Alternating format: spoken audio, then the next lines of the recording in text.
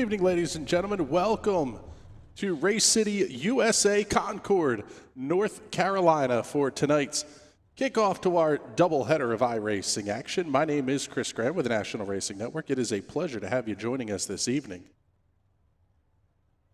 Two very, very cool races coming up here on tap, the first of which sanctioned by the Quarter Midget iRacing Club, bringing together Quarter Midget drivers from around the country to race each other.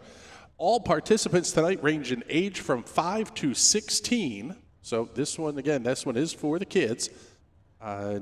If you're looking for more information, you can email qmirc@yahoo.com or visit them on Facebook at Quarter Midget iRacing Club for more information. Got to thank a couple of the sponsors that have come on board tonight to help support the iRacing action here for the kids. Grams Inc. is a 6-year young company representing grandparents who unconditionally support their favorite race teams. And happy birthday, Grams. Thank you very much for your support of the Quarter Midget iRacing Club. Zach Weigel Racing is a family-run Quarter Midget racing team, including driver Zach Weigel. And the team hail from Landon, Ohio. I think that's London, actually, but London, Ohio. The team was established in 2015. For sponsorship information, contact Lee Weigel at weigellee@lec1.com. Also, Das Stitch House is a custom embroidery company here in beautiful Bucks County, Pennsylvania, specializing in embroidering racewear, workwear, and streetwear. At Das Stitch House, they push the boundaries of embroider craft. Find them online at dasstitchhouse.com. Practice ongoing here for the kids. Let's get the graphics up here for you so you can see where your favorite is running tonight. We'll pull the best times up right as practice coming to an end. We're going to roll right into qualifications, but let's get you the recap of the racing from 1 week ago. Jace Mungen getting his first win of the season by 0.6 of a second over Nathan Coaster. James Freeze, Ryan Hodge, Jackson White rounding out your top 5. In the point standings, Mungen able to increase his point lead to 19 markers over Noah Carpenter. 1 win, average start of 5, average finish of 2 for Jace Mungen. The kid is doing some outstanding stuff. Noah Carpenter, Dylan Baldwin, Vincent Gucci, Jackson White, your top 5. Several drivers once again picking up penalty points, either for unanswered black flags, rough driving incidents on the racetrack, and disqualifications that come from that. As we're getting laps turned on the board here, let's run down the rules of the road for tonight as Zach Weigel goes quick time, then Dylan Baldwin jumps in at the quick. Noah Carpenter moves to the top of the food chain as well. Damage is on for tonight's races. Safety points are set to 25, so anybody who gets 25 or more incident points is going to be done for the night. 1 green-white checker finish attempt, which is a change from prior weeks. Top 4 from tonight's heat races are going to advance to the A main, which will be a 24-car feature.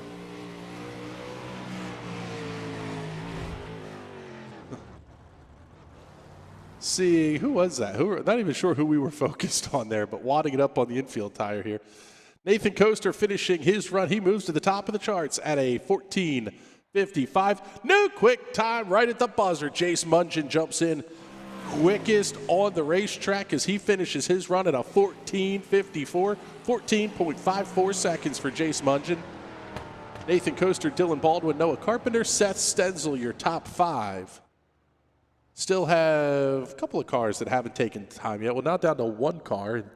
That one we did not see run last week either, so we may be done qualifications here. So since we have a moment, let's get the comments pulled up here. See everybody who's checking in and saying hello this evening.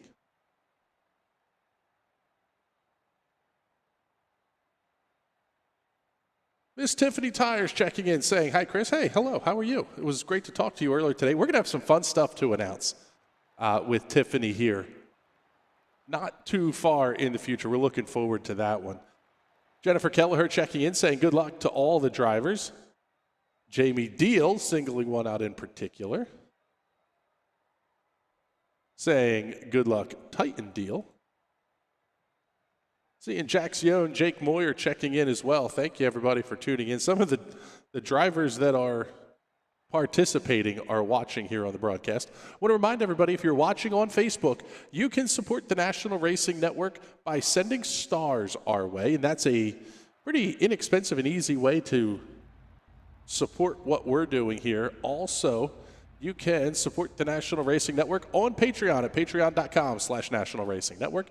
Just a couple of bucks a month, and you get all sorts of inside scoop and behind-the-scenes access here to the NRN team. And depending on your levels, you can even really get in the door to helping making some content decisions here as well. Heat race number 1 getting rolled out onto the speedway. Let's get you the starting lineup. On the pole going to be your quick timer, Jace Mungin out of New England. Georgia native Seth Stenzel will line up to his outside, just 6/100ths of a second back. Ryan Hodge from Carolina, Mason Beinhauer out of the Keystone State will make up row number 2. Josh Anderson from the Atlantic, and Julian Rexroad out of the Atlantic as well in row number 3. Garden State native Talon Bossert will roll off 7th. Michaela Fullerton from Pennsylvania rolls off into the 8th position, and Austin Camp from the Northwest region will roll off in the 9th position tonight.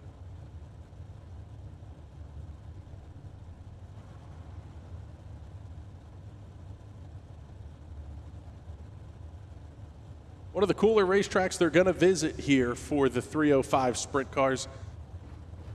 The dirt track at Charlotte is very wide, very fast, pretty high banked as well. We'll get you the wide shot here and a good look at the place. There is a ton of racing room, and obviously a lot of us have been down here to Charlotte. What just an incredible complex of racetracks. Right off the backside of the dirt track is the 4-lane wide drag strip, which is unreal to watch 4 funny cars and 4 top fuel cars go down a 4-wide drag strip. And then it's just up the road, really across the street, to the Charlotte Motor Speedway, home of the World 600 and the Roval. And then you're right in the middle of NASCAR country down there. So yeah, the dirt track at Charlotte is one of those must-visit racing destinations. That is absolutely for sure. Field making their way through turn number 2. One of the things you'll notice, the pace truck turns off right about there. Theoretically, these cars can go anytime after the pace truck pulls off. You can see the field a little bit straggled out here. Mungin going to bring them down slow off of turn number 4. Green flag in the air, we're underway. Once the green flag comes out, you can pass to the outside, and that will come into play later. A couple of cars making contact, going around in turns 1 and 2. Looks like Talon Bossert and Austin Camp. We got a battle for the race lead, though. Seth Stenzel inside of Jace Mungin. Mungin going to fight back to the outside. 7 to go here in Heat 1.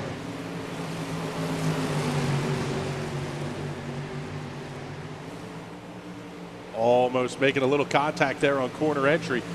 Big wiggle out of Stenzel. That's going to allow Mungin to keep the revs up, and he's going to make the big move into 1. Snaps the car right back around, cross under by Stenzel off at 2.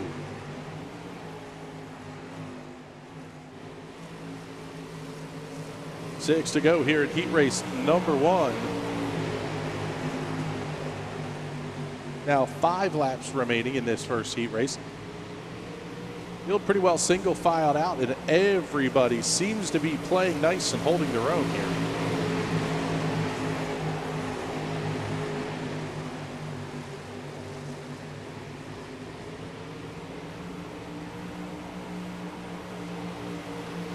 Second half of our doubleheader coming up in just a little bit. It's going to be wide open Wednesday, 358s versus the big blocks from the Big E, Eldora Speedway, another of those cathedrals of dirt racing. We got a whole lot of action coming up for you here tonight on the National Racing Network. Down to 2 to go. I would expect to see a lot of racing like this throughout the course of the night. Once the cars get settled in, it really can be difficult to make up ground because it is so dependent on how you get the revs up and how you keep the revs up. You've got to make a mistake almost to let somebody come around you. Through turns 3 and 4, one final time. He's going to gain 1 spot, take the checkered flag, give the win to Seth Stenzel. Over Jace Mungen, Mason Beinhauer, and Julian Rexroad will be the 4 to lock themselves into tonight's A main.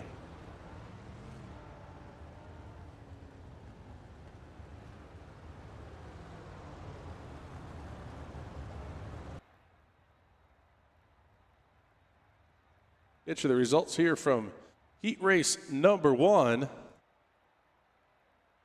Stenzel, Mungen, Beinhauer, Rexroad, the 4 that'll transfer. The big thing is every spot that you lose in a heat race is going to push you back potentially 4 rows once you put all the heat race winners up at the front, and then the second place finishers, third place finishers, etc. So going first to second in this heat race moves you from first to anywhere from 4th to 6th starting position. So pretty big swing there for some of these drivers.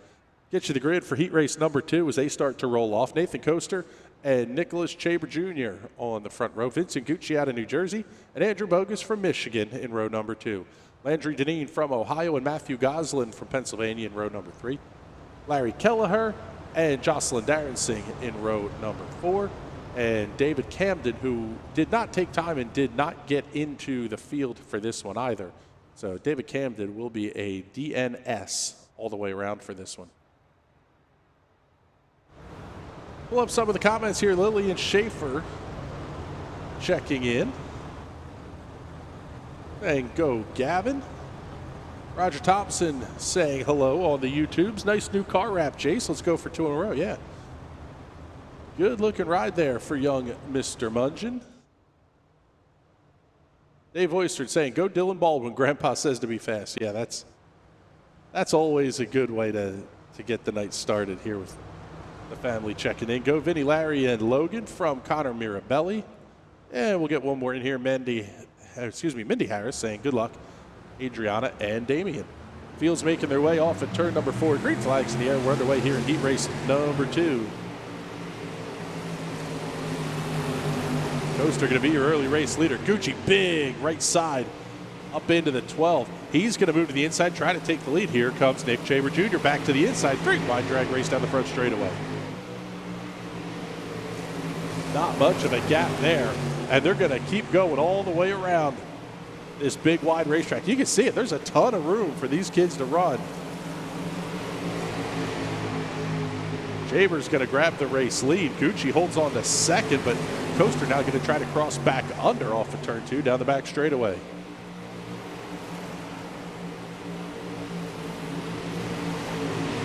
A little bit of contact. Gucci got it up into the outside wall. That's going to let Landry Deneen come around to the inside. Slide chop turn 1 and 2. Oh, Gucci right into the back of Deneen. Deneen goes around. See if we can't get you a replay on that one here real quick. Landry Deneen back to the 7th spot out of the transfer targets now. Matthew Goslin up into the 3rd position.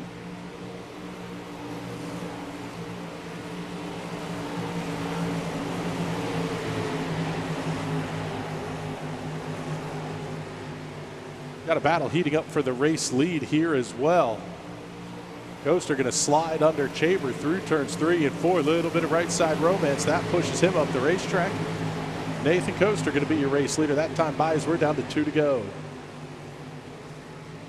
Unfortunately, won't be able to get the replay up in time for you here because we're down to 2 to go. White flag is out. 1 lap remaining for Nathan Coaster. Vincent Gucci and Matthew Goslin, that's 3rd and 4th place. No battle for the transfer spot off of turn number 4. Checkered flag in the air. Give that heat race win to the number 53 of Nathan Coaster. Good look at the McDermott Equipment Solutions entry there.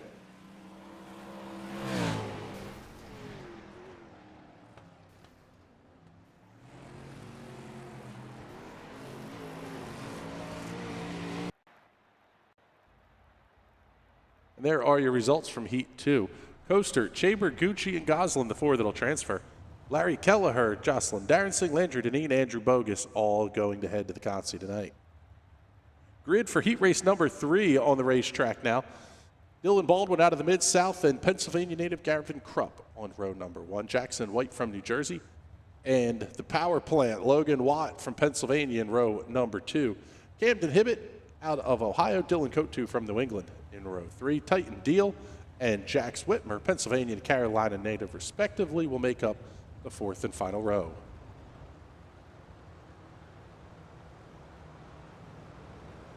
There you go. We have an answer on what happened to David Camden. Lost Wi-Fi and iRacing kicked us out. See you on Sunday. Yeah, unfortunately, there's been a lot of that actually over the last day or so. Some pretty major nationwide network outages here. Tough break for David. Barbara Schuler checking in, saying good luck to Logan Watt. Sheena Darensing offering best wishes to Jocelyn. James Roselli, go Vinny, Logan, and Larry. We'll get this one up. It's the second time he sent it, so we'll give it to him. Jake Moyer says, go me. That's outstanding. Jennifer Kelleher, the Rockwell Rocket. Larry Kelleher, yeah. Pace truck is off down the back straightaway. Baldwin and Crump going to lead the field to green. Watt and White in row number 2. Once again, bring them down for a very slow start. Keeping Pace truck speed, but it just feels like an eternity to get off of turn 4. Green flag in the air. Great start for Baldwin. Not so much for Crump. Jackson White going to get inside and make the pass. Logan Watt going to fight back to the inside of Dylan Cotu to reclaim the 4th position. 4 going to transfer 8 laps from now. Baldwin, White, Crump, and Watt going to be those 4 at the end of lap 1.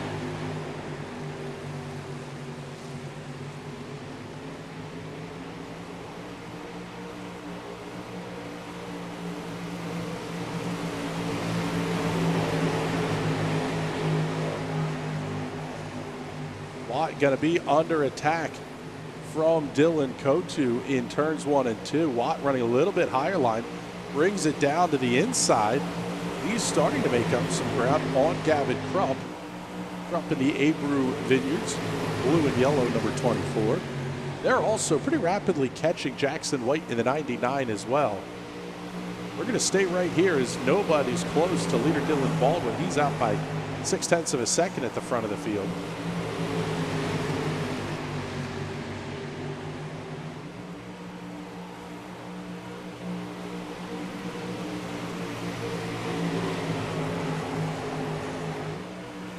It's actually a pretty solid gap throughout the field, at least 0.3 of a second all the way around every position. About the closest gap we have is 0.3.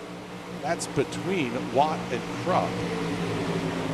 Also about 0.3 back to Dylan Cotu. So we'll stay right here down to 2 laps remaining in this one. We'll pick up your race leader at the 1 to go unless we see some action start happening here.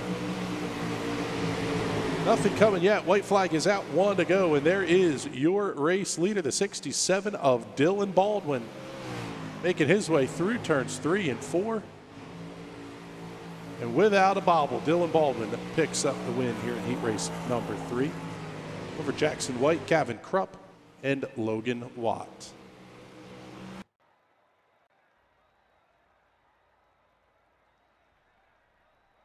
There's your results for Heat 3. Baldwin, White, Crump, Watt, transfer. Cotu, Hibbett, Deal, and Whitmer are going to head to the Consi this evening.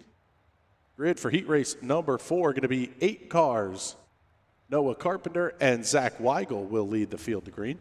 Matt Hune and Damian Harris in row number 2.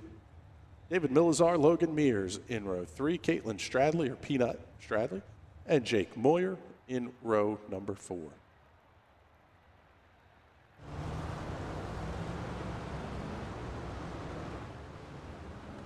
So far, the racing's been pretty good tonight. We're going to knock on wood here just a little bit. But it's been a lot of fun so far on the races here for the Quarter Midget kids. And then we got some of the biggest names in iRacing coming up with the Snydersville Raceway Wide Open Wednesday Series. That's going to follow this one immediately at the conclusion of the feature. If we start to run into some time issues, we may jump over to that one early if we get a ton of caution flags in the feature again. But for the most part, everything's looked pretty good here so far.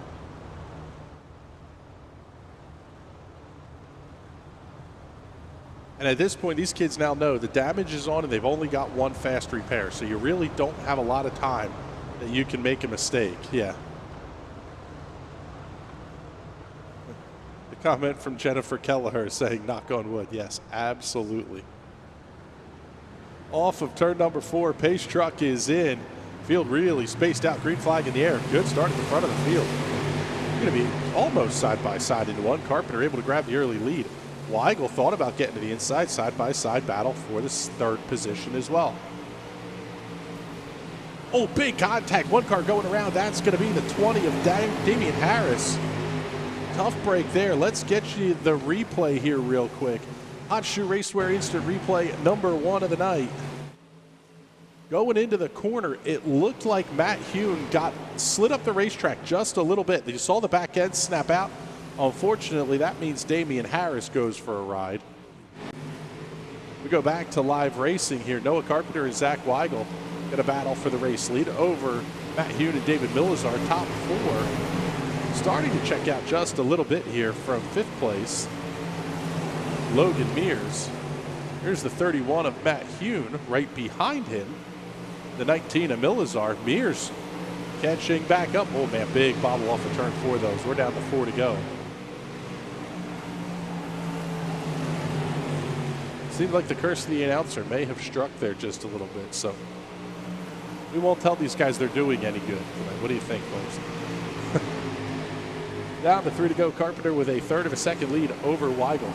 Hune, Millizar, the top 4 that'll transfer. This is 4th place running David Millizar. Just behind him there now, about 10 car lengths or so, is Logan Mears. Pick up the battle at the front of the field. It's going to be a pretty good one. Zach Weigel closing in on Noah Carpenter as we are down to 1 lap remaining.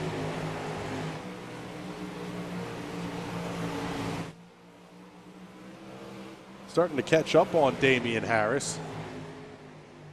Checkered flag going to fly on this one.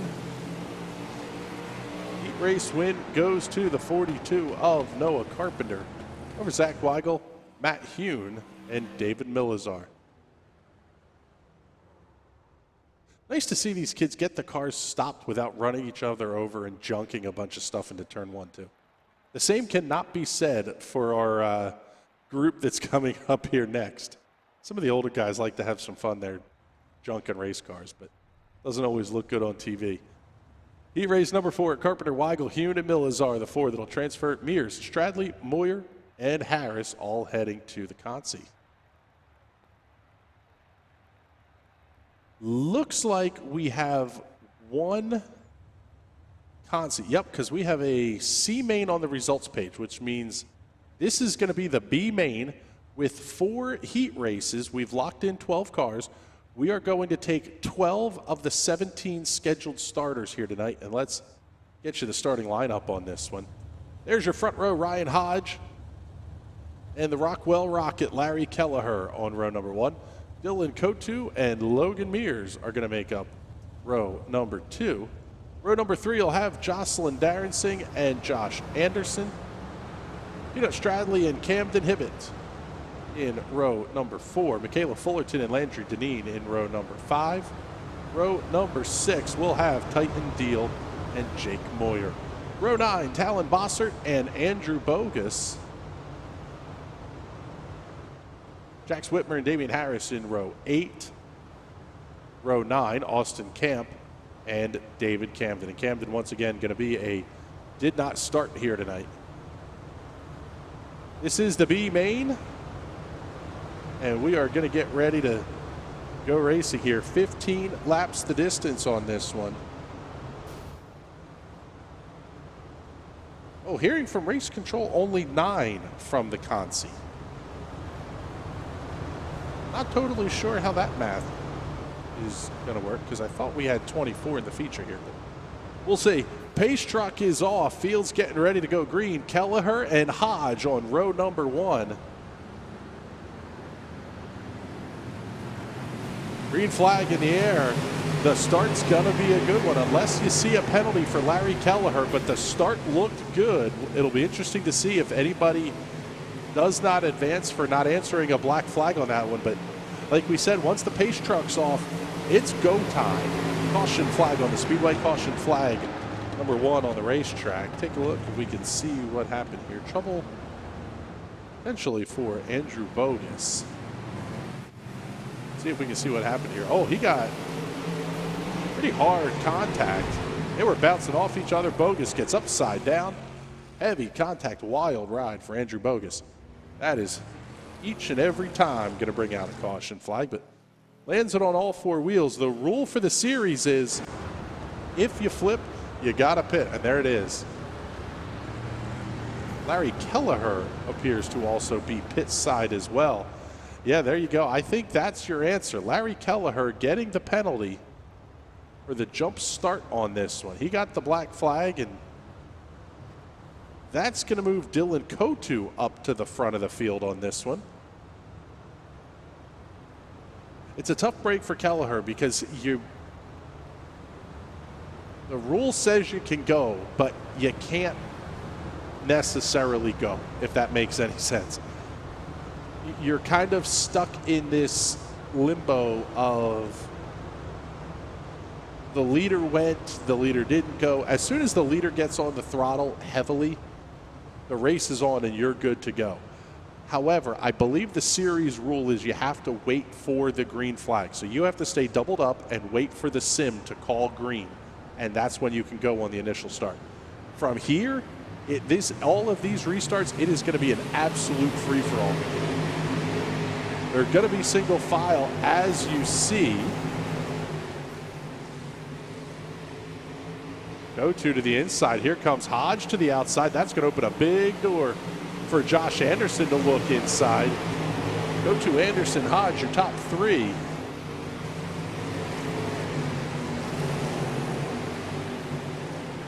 We're going to have a pretty good battle start heating up here as well for fourth position. If we're going to use the 9 number, Caitlin Stradley currently running in that 9th position. We'll back up just a little bit and pick her up. That's going to be the green and pink machine that you see just on the left-hand side of your screen. Oh, excuse me. That one's Jocelyn Darrenson. Caitlin Stradley's in the black 28 right behind her. So Larry Kelleher is back on the racetrack, but he is a lap down. We'll see if there's a caution flag if a wave around comes. Some series will offer that to the drivers to get as many cars back on the lead lap as possible. Hodge and Anderson side by side. Oh, almost big jump on the brakes for Camden Hibbett. That's going to stack everybody up behind him. Big move to the inside by Michaela Fullerton. She's going to slide up the racetrack, lose a couple of spots in the process. Hibbett holds on to the 3rd position. Anderson and Deneen now run 5th and 6th. Those cars will battle. Then Deneen and Fullerton. Oh, and Fullerton goes around. Kayla Fullerton stops. Oh, and a huge hit in turn 1. We'll see if that's going to bring out a caution flag. Yep. 4 to go. Tough break for Michaela Fullerton here. Let's see if we can get the replay on this one. The Hot Shoe Racewear instant replay. Keep your eye on that 52 machine up on the outside. Yeah, look, we'll have to see that one again from the overhead here. Let's get you the blimp view, or at least as high overhead as we can get. Heading into one, man, that looked like 2 cars going for the same piece of real estate. Tough to make a call either way on that one, but then Fullerton gets absolutely creamed, and she's going to be stuck pit side, and unfortunately, that's going to be the end of the night for Michaela Fullerton.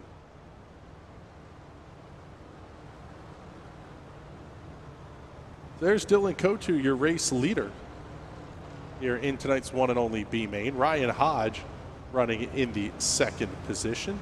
3rd belongs to the number 15 Advanced Auto Parts Ford Performance from Fargo, North Dakota, your 10-time World of Outlaws champion. I'm sorry, that's Josh Anderson piloting the 26 tonight. Landry Deneen in the 24 runs 5th. Logan Mears in the 5. The LJM Motorsports entry. Fantastic looking paint job on that car. Green flag back out. We're underway. Go-to slides up the racetrack. Hodge runs to the inside. Here comes Camden Hibbett trying to make things interesting down the back straightaway. 3 wide, turns 3 and 4. Going 2 for 1, split the difference. New race leader Ryan Hodge. Hodge going to run it down to the inside. Not necessarily the quickest way around here. White flag is out. 1 lap to go. At the front of the field, checkered flag in the air. Ryan Hodge picks up the win over Dylan Cotu, Josh Anderson, Landry Deneen, and Camden Hibbett. Your top 5. Now we just got to wait and see what's coming. If there were any unanswered black flags for damage, the meatball flag is one that we cannot see. We can't see any of the black flags, but especially the meatball. It's a black flag with an orange disc in the middle of it. That's why they call it the meatball. If you get a meatball, that means you have to come into the pit. Your car is damaged to the point that it must be repaired. Here are your results. Ryan Hodge over Dylan Cotu, Josh Anderson, Landry Deneen, Camden Hibbett, your top 5. Logan Mears, Jocelyn Darensing, Andrew Bogus, Caitlin Stradley, Talon Bossert, the top 10.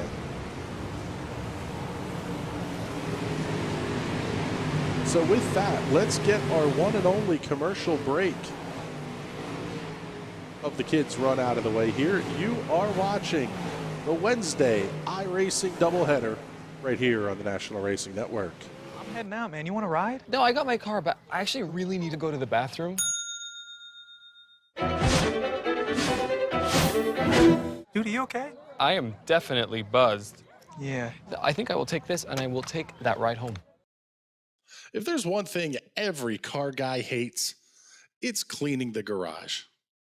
Do you want to take most of the time and hassle out of that job? Then call Zone Garage of Eastern Pennsylvania and New Jersey. Agnes and her crew will have your garage, shop, basement, or even your porch looking great all the time. With unique patterns and designs, plus the ability to incorporate your logo or any artwork, your space will never have looked better. Installation is done in 1 day, guaranteed, and Zone Garage offers a 20-year warranty on the top coat. Their coatings are durable, anti-slipped, and impact resistant. Give them a call at 570-856-6067. That's 570-856-6067 for Zone Garage of Eastern Pennsylvania and New Jersey.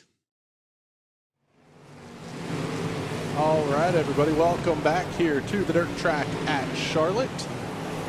My name is Chris Graham with the National Racing Network. It is a pleasure to have you joining us this evening. Want to tell you about what we have coming up here the rest of this week. Busy few nights here on the National Racing Network. Tomorrow night at 8 o'clock going to be the High Side Hustle. Burt Wochuk and Adam Rubright will once again be virtual. Little COVID exposure issue that has some of us here at the NRN quarantining and all. And yeah, so those guys will be virtual. Going to be a fun show tomorrow night. I don't think we have any guests lined up for that one, but that doesn't mean people aren't going to pop in and start saying hi. Friday night, you do not want to miss this one. It's late at night. I believe it's going to be a 9 o'clock start time for the broadcast. The Multi-Class Madness Show. This one is at the iRacing Super Speedway. 3 miles, crazy high banks, and multi-class sports car racing. P1s, P2s, the vintage IMSA GTP cars, and also the Corvettes as well for the GT class.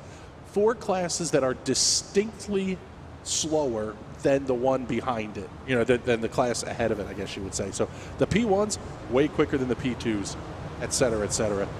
That one's going to be a ton of fun. It's going to finish at night, and there's no lights at the iRacing Super Speedway, so it's going to be a little bit of carnage avoidance there. Here's your starting lineup as we get ready to go green. Seth Stenzel, Nathan Coaster going to make up row number 1. Dylan Baldwin, Noah Carpenter on row number 2. Jace Mungeon, Nicholas Chaber Jr. in row 3. Jackson White, Zach Weigel in row 4. Mason Beinhauer, Vincent Gucci, row 5. Gavin Krupp, Matt Hune, Julian Rexroad, Matt Goslin, rows 6 and 7. Row 8, Logan Watt and David Milazar. Row 9, Ryan Hodge and Dylan Cote. Row 10, Josh Anderson, Landry Deneen, Camden Hibbett, Logan Mears, Jocelyn Darensing, Andrew Bogus, and Caitlin Stradley make up the field. Green flags in the air. We're underway in Charlotte. 25 laps the distance. They are going to be all over the place in turns 1 and 2, but Coaster able to jump out to the early lead over Stenzel. Side-by-side battle, Noah Carpenter. Oh, yeah, a couple of cars now making contact. We'll see this may bring out a yellow. Yep, caution flag. Number 1 going to fly with 1 lap in the books. Started to see that one develop. We'll pick up the Hot Shoe Raceway instant replay. Keep your eye on the 53 of Dylan Kotu. Couple of cars started getting loose. Kotu was the first one to go all the way around. Oh, and a big hit for the 71 as well. That one, Andrew Bogus, but Kotu and Bogus now both going to head pit side. Yeah, you can see Kotu trying to get that car turned, and it just does not want to move. Beaches on the infield tractor tire. So Dylan Kotu and Andrew Bogus going to head pit side. Now the field going to have to cycle through here. Here we'll answer the comment here from Larry Kelleher saying someone needs to make the initial start rule a little more clear. There's several things that go into the initial start of the race, and Charlotte amplifies every problem that you have with dirt starts. And because of where the pace truck pulls off, and the same is true at Kokomo as well, the first car to cross the start line typically has to be the pole sitter. That's usually a rule that every series has. It prevents somebody from just making the instantaneous jump as soon as the pace truck pulls off. The other parts that go into it are who crosses the line when, was there any brake checking going on. That's why it's sort of judgment called, I'll say, in the restarts. And you'll see that in the next race that we have coming up here. Theoretically, at this point, Seth Stenzel can go any point from here on out because the pace truck is off and he can't pass the pace truck. However, the only rule that applies here is you can pass to the outside before the start-finish line. Stenzel gets on the gas, and we're going to go back under green flag racing here. That was as clean of a start as you're going to see. Well done, everybody, on that one.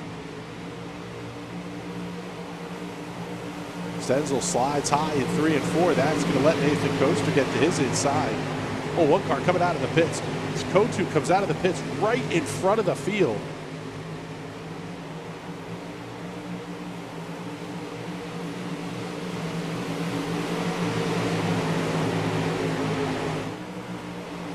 Kotu gets it up on the outside wall. He's going to let everybody race in front of him, beating and banging a little bit. Oh, back for 3rd, 4th, and 5th. That's Jace Mungin in the 33, your point leader. Little bit of a slider there from Noah Carpenter. Mungin able to cross under on the back straightaway. Heading into turn 3, here comes Carpenter looking back to the inside. Good side-by-side battle here. Now 19 laps to go. Carpenter slides up in front of Mungin. Mungin wheel to wheel off the corner. That's a good battle for 3rd. Slide back just a little bit here. Zach Weigel and Gavin Krupp going to do battle as well. Action throughout the field here at the dirt track in Charlotte. A big slider there. That was fantastic. That may have been, let's see if we can get a little bit closer camera here for you. Yeah, that was the 99 of Jackson White throwing the haymaker. He's going to do it again into turn 1. Has to grab the binders. Almost slid up into the outside of Weigel in mid-corner. Down to 17 laps to go.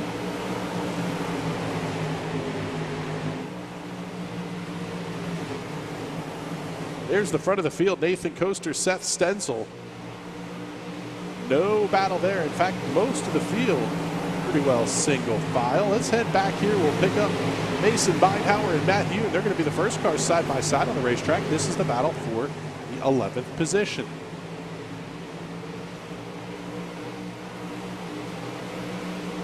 Pitching up onto the back of Matt Hune as well. Beinhauer now going to try to get inside of Hune.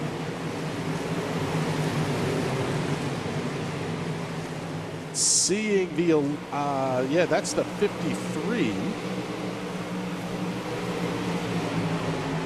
I believe that's Dylan Kotu. That car is not scored on the lead lap here, being 2 laps down. Down to 12 to go.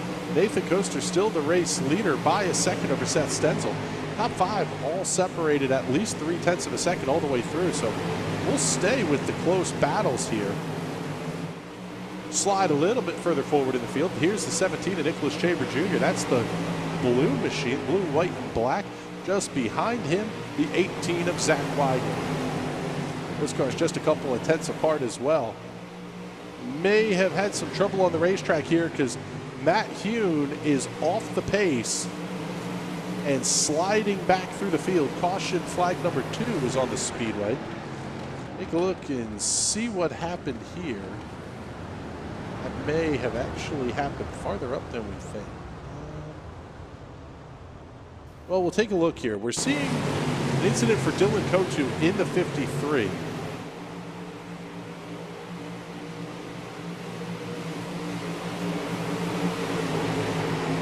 Yeah, he just got it up off the outside retaining wall. That would not be the reason.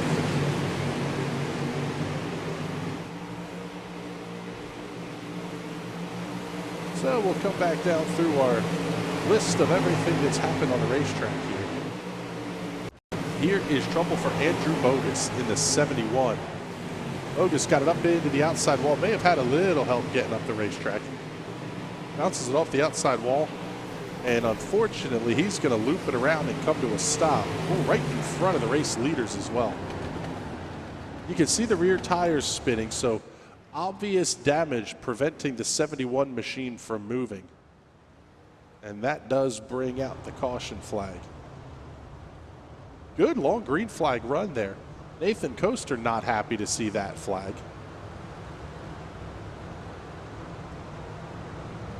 Okay, we have one of our series admins, Patrick Fetro, checking in here as well. All starts are on green. If you start on the outside, can't pass before the flag stand. That's an iRacing rule, not a series rule. That's correct.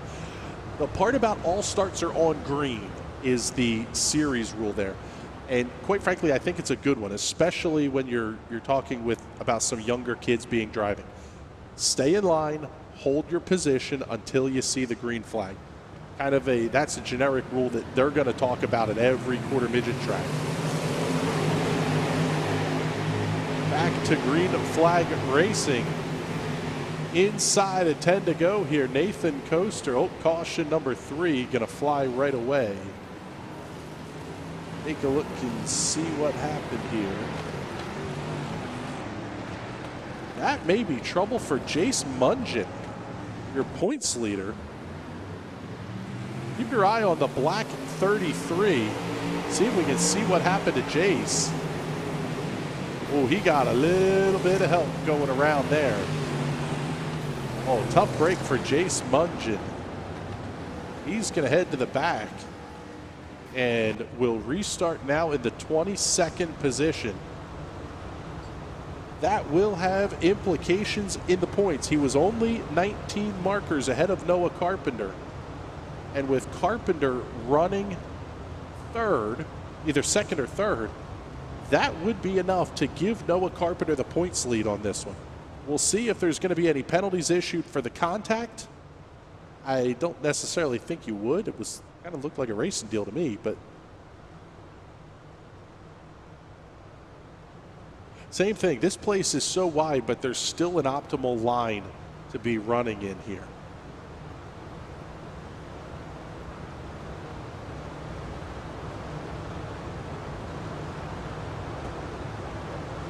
Check some of the comments here. Robin Gucci saying, let's go Gucci. Yeah.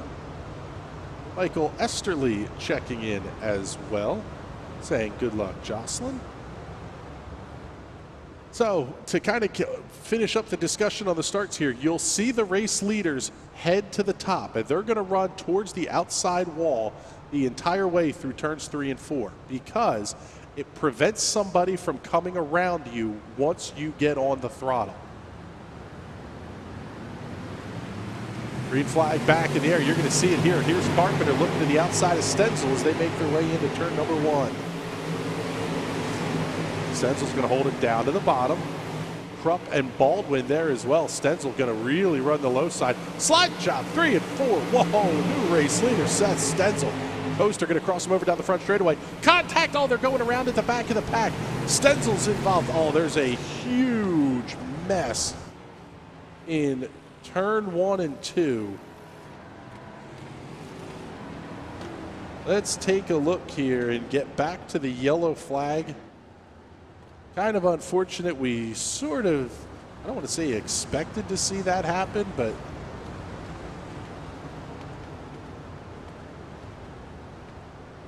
let's get back here and we'll show it to you on the Hot Shoe Raceway instant replay.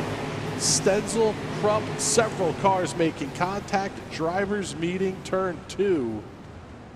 What a ride for Logan Watt. Holy cow. See if we can't find Mr. Watt here and we'll get an onboard.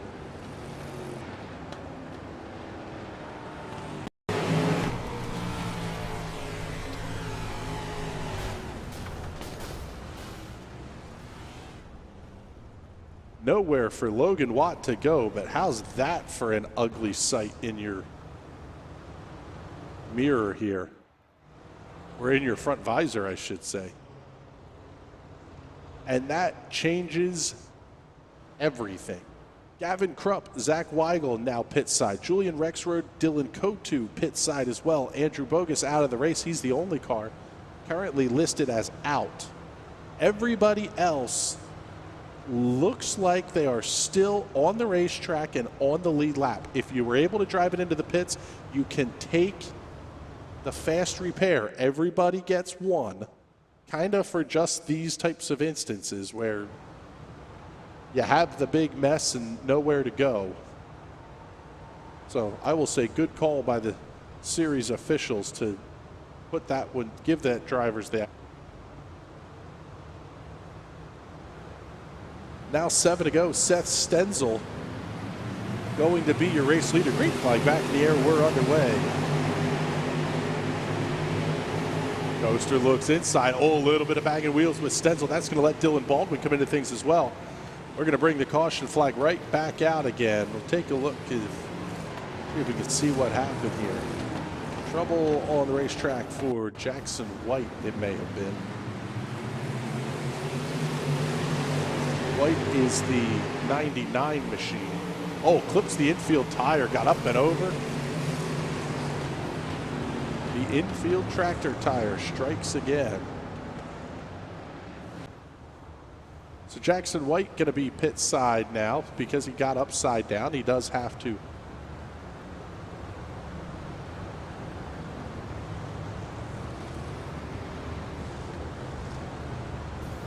He does have to head pit side. Seeing the comment from Scott Coaster, the 4 car gets turned and now he's in the lead. Yeah, that's, if iRacing, if you're involved in the incident, iRacing will put you to the back. If you don't stop, you're not going to the back. That's just the way it works. I got hosed in it last night in a league race. It's one of those things of, it's one of the quirks of iRacing, we'll say it that way. But yeah, there was no way Seth Stenzel was going to go to the back. He was the car that got turned first off. So he really shouldn't have lost the position anyway. But Stenzel got turned, but he never stopped. So iRacing kind of sees that as you were not involved. If you get stopped or if your car rotates past a certain point, basically more than 180 degrees. So now down to 6 laps to go. It's going to be 5 at the stripe. Seth Stenzel, your race leader. Coaster, Baldwin, Hune, and Beinhauer. How about some hard chargers? Hune is up 8 spots to 4th, 11 for Ryan Hodge to 6th, 12 for Josh Anderson up to the 7th position. We're back underway. Coaster looks to the inside of Stenzel off of turn number 2. Slides up in front. Stenzel going to cross him over down the back straightaway and into 3. Trading sliders each end of the racetrack now. 4 to go. Stenzel just about climbed over the back bumper of Coaster.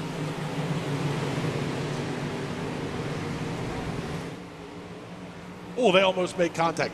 Huge slide job out of Stenzel. Way up towards the outside wall. Here comes Dylan Baldwin looking to the inside now with 3 to go. Stenzel going to fall back to 3rd. He's going to continue the battle with Coaster as Baldwin's out to a 1/4 of a second lead. But Cue the Jaws theme. The mean green's coming. Coaster holds on to second. Yellow flag is out. No, Scott, he wasn't in the lead at that point. He restarted second, then he took the lead on the ensuing restart. See if we can find what happened here. Maybe trouble for Jocelyn Darrenson.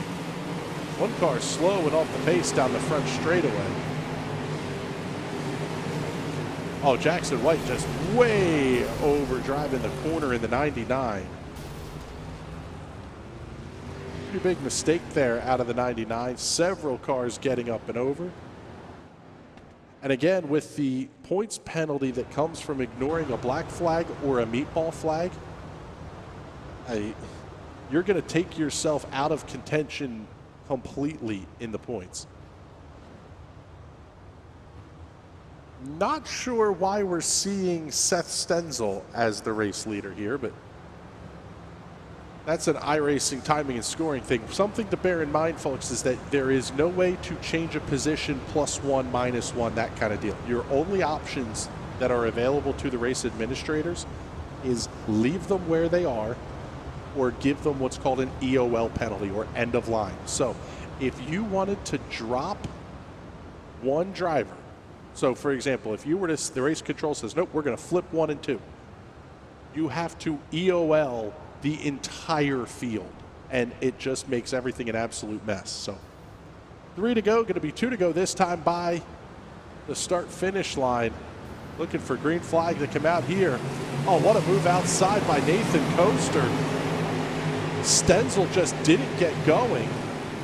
We'll see if they're going to let that start stick. A couple of cars making contact, bouncing off the outside wall down the back straightaway. Baldwin around Stenzel. Caution flag is out. Yellow flag one more time, and that will bring us up to a green-white checkered finish attempt here. They will get one attempt at the green-white checkered. The caution flag may have been for David Millison. Let's see if we can see what happened to David. Yeah, they kind of got tangled up there. Milizar spun down the back straightaway. A couple other cars making contact. Oh, man, that was a huge hit from the 77. Cars bouncing off the wall. Vincent Gucci going for a wild ride as well. So that's going to be the reason for the caution. Now it's going to be where iRacing puts everybody.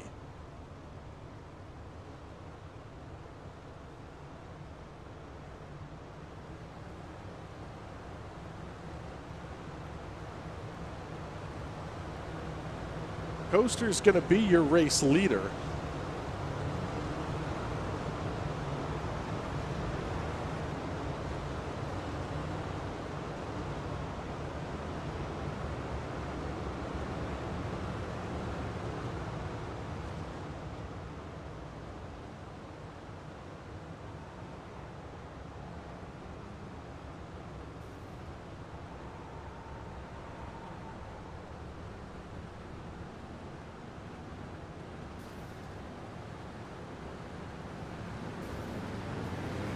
Pace truck is off. Green flags in the air. We're back underway.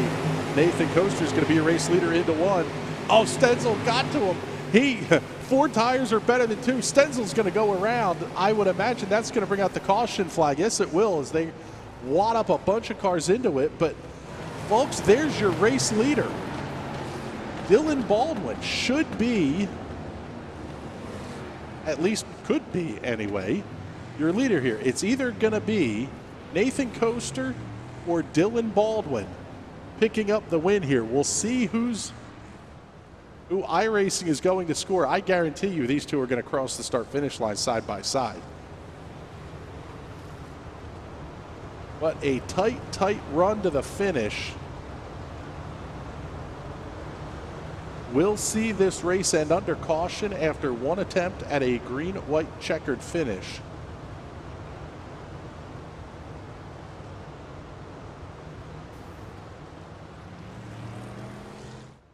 And it looks like Nathan Coaster will be your race winner.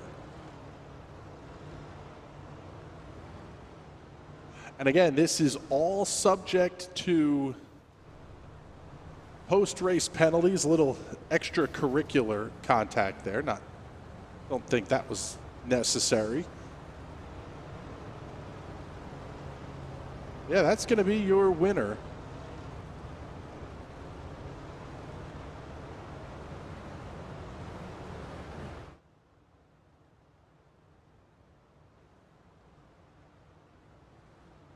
Oh no, here we go. Not the final lap. We're seeing 2 to go back on the screen here.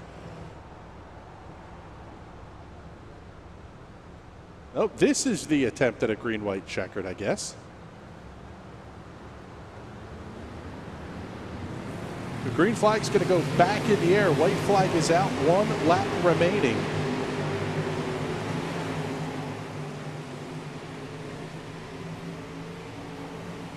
Coaster to the inside. Here's Baldwin to the outside. Trying to make the big run off the corner. Not going to work. Checkered flag flies for Nathan Coaster. Over Dylan Baldwin, Matt Hune, Mason Beinhauer, and Jace Mungin.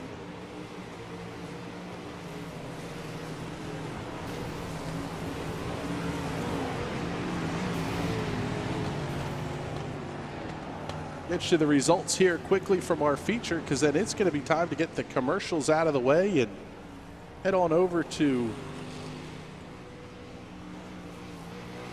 Eldora Speedway, Rossburg, Ohio for the 358 Big Block, Small Block Challenge Series. Coaster, Baldwin, Hune, Beinhauer, Mungin, your top 5. And again, these results are unofficial until we see official results come from race officials here in just a little bit. But for right now, we're going to have to get the commercials out of the way and get the next server loaded up here. You are watching the Wednesday iRacing doubleheader right here on the National Racing Network. I'm heading out, man. You want to ride? No, I got my car, but I actually really need to go to the bathroom. Dude, are you okay? I am definitely buzzed. Yeah. I think I will take this and I will take that ride home. Free Geek Pen is an electronics recycling center which specializes in restoring electronics to usable condition. They turn salvageable parts from donated equipment into working electronics for those on a budget. The best part is your old gear doesn't end up in a landfill. Free Geek Pen also does computer repair. Find them online at freegeekpen.org. Give them a call at 717-721-2494 or stop by the shop on Main Street in Ephrata. Think freegeekpen.org. If there's one thing every car guy hates, it's cleaning the garage. Do you want to take most of the time and hassle out of that job? Then call Zone Garage of Eastern Pennsylvania and New Jersey. Agnes and her crew will have your garage, shop, basement, or even your porch looking great all the time. With unique patterns and designs, plus the ability to incorporate your logo or any artwork, your space will never have looked better. Installation is done in 1 day, guaranteed, and Zone Garage offers a 20-year warranty on the top coat. Their coatings are durable, anti-slipped, and impact resistant. Give them a call at 570-856-6067. That's 570-856-6067 for Zone Garage of Eastern Pennsylvania and New Jersey.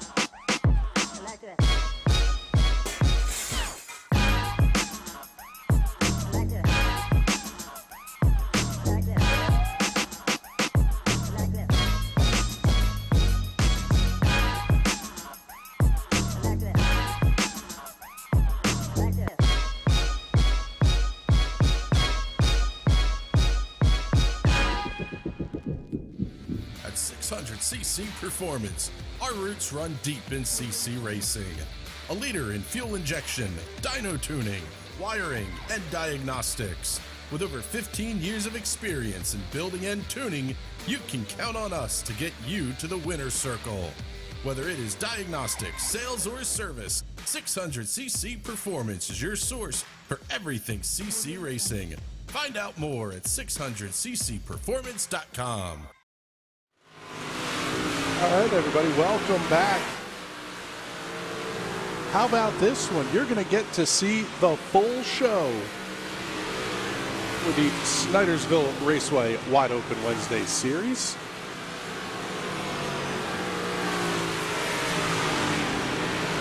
Tonight's going to be the 358s taking on the big blocks at the Big E Eldora Speedway, Rossburg, Ohio. Easily one of the fastest racetracks that these cars would run on.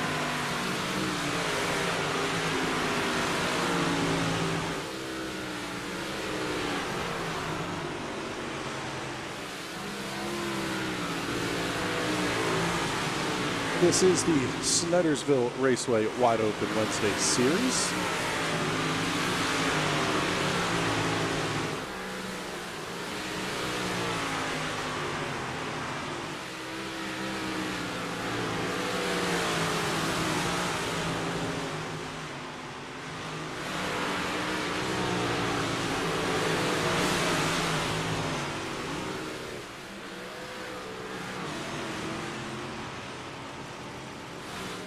Practice ongoing here. Let's get you the race info.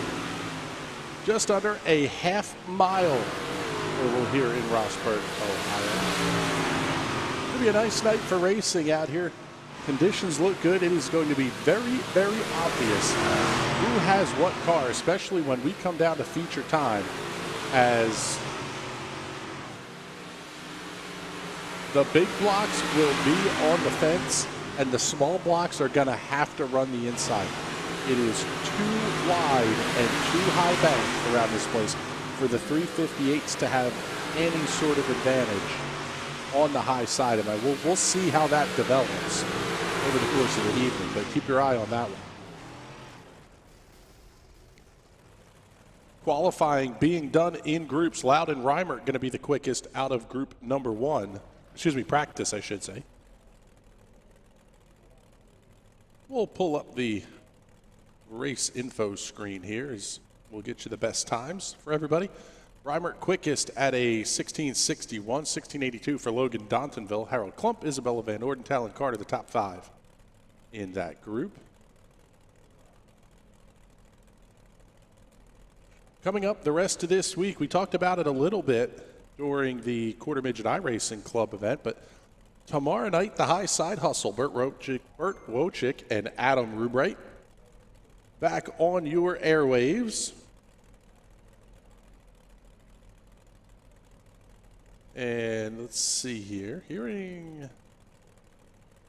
there may be some issues with black flags from the Quarter Midget race here. So I'll see if I can't get the results from that last race pulled up here.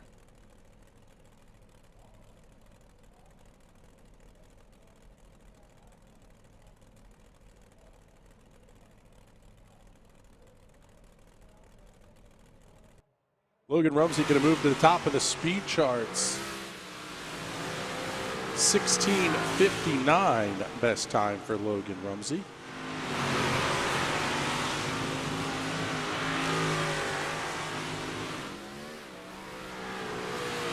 Look here, this is that was the fifth race of the season for the QMIRC.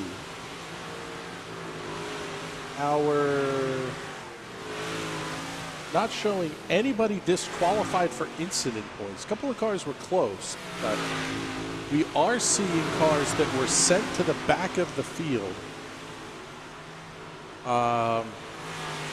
Looks like one of those may be Camden Hibbett that was sent to the back. That car finished 14.1 seconds, which is right about what your lap time is going to be. So the official results is posted to iRacing. Now, that doesn't mean that there's not going to be some other issues here. But Nathan Coaster, Dylan Baldwin, Kuhn, Beinhauer, and Mungin, your top 5. So nice recovery for Jason Mungin to get inside the top 5.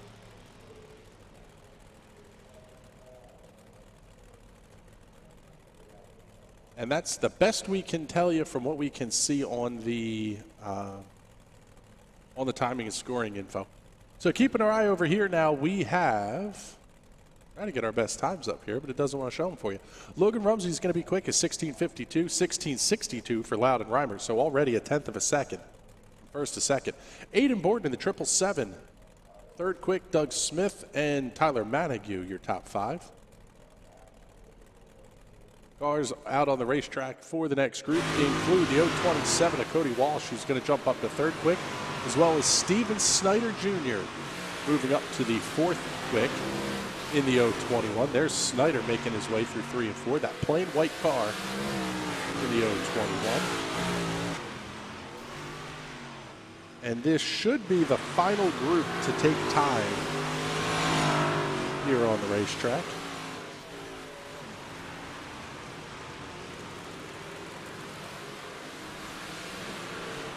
See if we can't get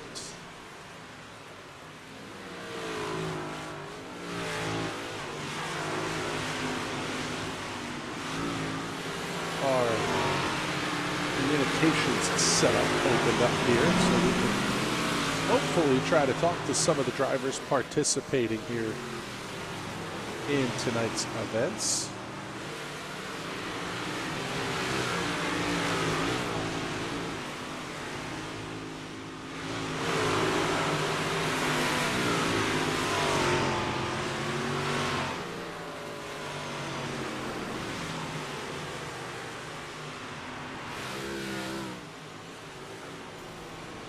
Practice still ongoing here.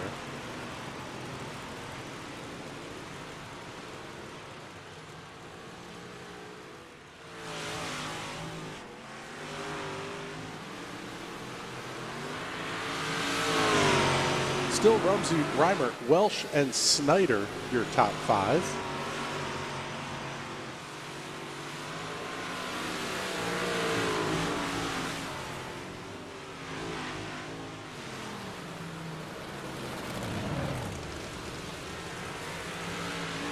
Just about seeing the practice sessions wrapping up here. Getting ready here for the qualification runs to head out here in just a moment. May get a second set of hot laps in here for these guys as well, as we're down to still have about 17 minutes left in the practice session.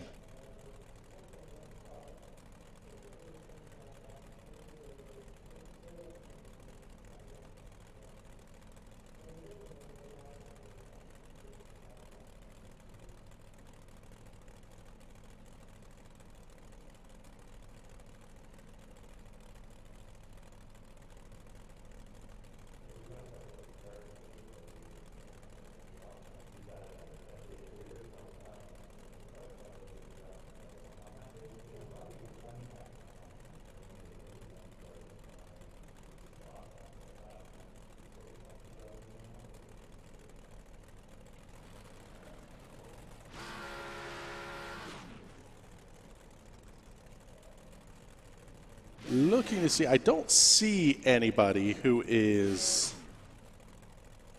out on the racetrack currently turning a lap here. So we may head to qualifications pretty shortly, but all right, let's see if we can't pick up Alex Greenswig. Alex, you're promoting tonight's event here. We got the Quarter Midget kids. They ran pretty well here. We're going to get to see the whole show tonight. Yeah, due to a happy accident that happened today and this week, we kind of pushed it back a little bit. So at least everybody will get to see the whole show. We got 32 locked in for tonight to race. You know, only 24 starting a feature for 60 laps around this big half mile. So I think it's going to be good. You know, kind of got some insight from one of my officials before he got in on our chat here, and he said there's a good percentage of big blocks in the field. but there are some that have taken to the 358 tonight. So we're going to see what happens. I think it's going to be interesting to see because this track is such a momentum track. Yeah, that one's going to be a lot of fun to watch that develop. And as we talk to everybody post-race here, who's running what. But, yeah, this would seem like a perfect racetrack to run the big blocks on, almost equivalent to how they run Port Royal. And we'll get to see the short track Super Series up there in just a little bit. So, Alex, thank you for joining us here, bud, and we're looking forward to this. Yep, and we're just finishing up the practice here. So after this round, we'll be going right into qualifying. There you go.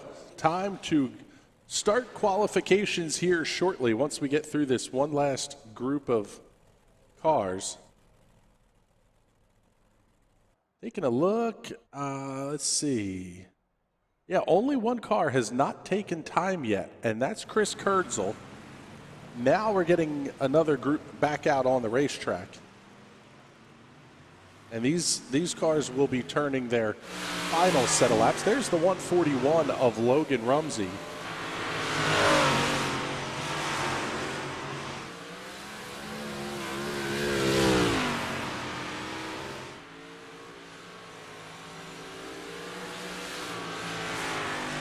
Gotta get all the paint schemes re-downloaded here, so you may see everybody kind of blink out and turn white here once as we get the paint schemes loaded up.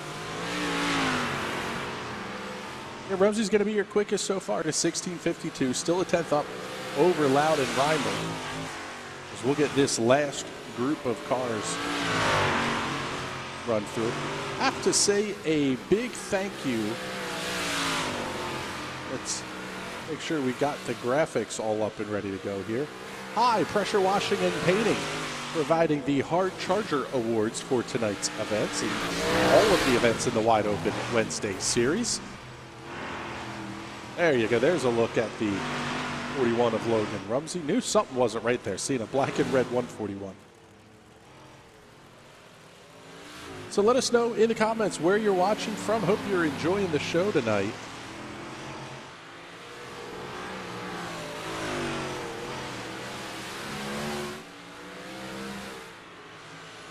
I want to remind you, you can support the National Racing Network by sending stars if you're watching us on Facebook. Inexpensive way to help support the broadcast.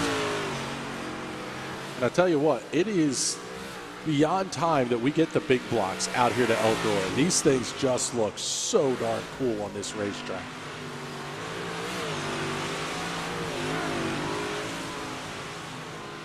Another way you can help support us is by visiting us on Patreon, patreon.com/National Racing Network. With all the behind-the-scenes info, early access to our content as well.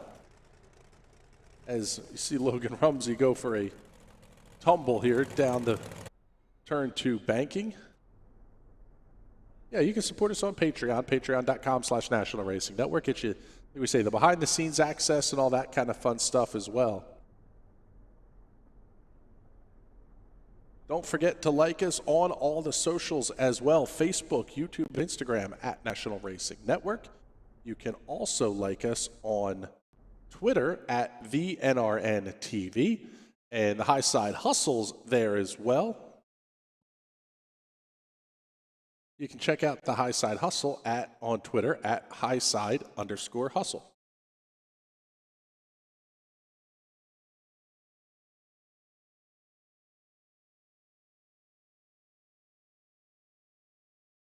So getting ready for qualifications now.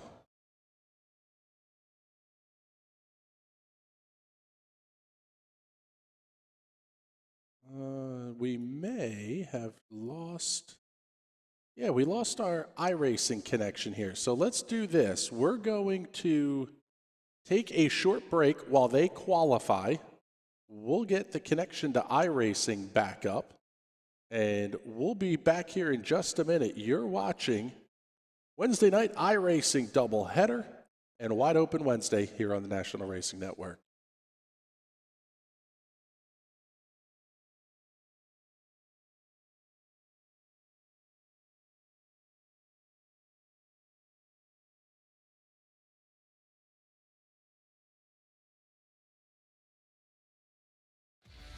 600cc performance. Our roots run deep in CC racing. A leader in fuel injection, dyno tuning, wiring, and diagnostics. With over 15 years of experience in building and tuning, you can count on us to get you to the winner's circle. Whether it is diagnostics, sales, or service, 600cc Performance is your source for everything CC racing. Find out more at 600ccperformance.com. If there's one thing every car guy hates, it's cleaning the garage. Do you want to take most of the time and hassle out of that job? Then call Zone Garage of Eastern Pennsylvania and New Jersey. Agnes and her crew will have your garage, shop, basement, or even your porch looking great all the time. With unique patterns and designs, plus the ability to incorporate your logo or any artwork, your space will never have looked better. Installation is done in 1 day, guaranteed, and Zone Garage offers a 20-year warranty on the top coat. Their coatings are durable, anti-slipped, and impact resistant. Give them a call at 570-856-6067. That's 570-856-6067 for Zone Garage of Eastern Pennsylvania and New Jersey. I'm heading out, man. You want to ride? No, I got my car, but I actually really need to go to the bathroom. Dude, are you okay? I am definitely buzzed. Yeah. I think I will take this, and I will take that ride home. All right, everybody, welcome back. Not entirely sure what happened there, but we are back here at the Big E Eldora Speedway in Rossburg, Ohio. Qualifications on the speedway now. Cody Welsh just pulling in after setting the quickest lap of the session at a 16:76. Logan Rumsey going to be third quick. A little bit of a surprise there, 16:79, but only a couple of hundredths off of pole time. Well, just as we say that, Rumsey finishes his run, goes top of the chart, 16:74. Welsh in the 027, 16:76. Ryan Conrad, Alex Collins, Doug Smith, currently your top five. Let's pick up Loudon Reimer. He's going to be your other big contender for the pole. This series has been the Rumsey and Reimer show. Reimer, a little bit of a surprise in it, a 17:03. He's 16th quick. Completing lap number 2, he's going to jump up to 7th quick to a 16:87. Looks like that's going to put Logan Rumsey at the top of the speed charts.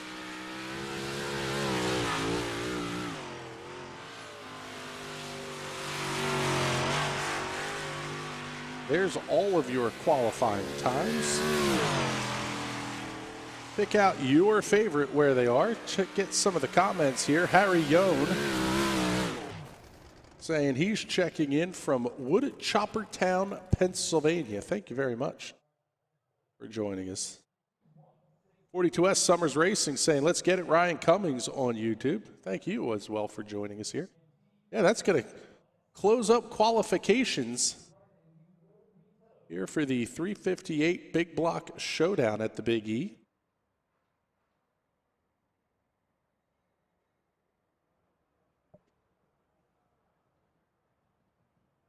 I want to remind everybody, coming up here as we get ready for the qualifying results to show up here. We talked about the High Side Hustle tomorrow night. Friday night, you do not want to miss the Multi-Class Madness show. 4 or 5 classes of sports cars, P1s, P2s, the vintage Nissan GTP car from the 80s that was a 1,000 horsepower monster of a car, which oddly is the slowest on the racetrack because it generates so much downforce. And the Corvette C8R, going to be a ton of fun. All right. How's this one with the Napoleon Dynamite there. G'day from Perth, Western Australia. Sander, thank you. You are a rock star, because this is got to be approaching 8:30 a.m., I believe, for you over there, if not earlier in the morning. So, yeah, let us know what time it is over there in Perth. But thank you for joining us here and starting your day with us. Qualifications have finished here, so let's get those qualifying results up on the screen for you. Rumsey, Welsh, Conrad, Kolonix, your top four. They'll be your whole starters here. And with that, let's get you the grid for heat race number 1 as they get ready to roll off onto the racetrack. Logan Rumsey and Doug Smith going to make up row number 1. Talon Carter and Steven Snyder Jr. in row 2. Lawson Zarensis, Adam Bouchel in row 3. Jax Yohn, Harold Klump in row 4.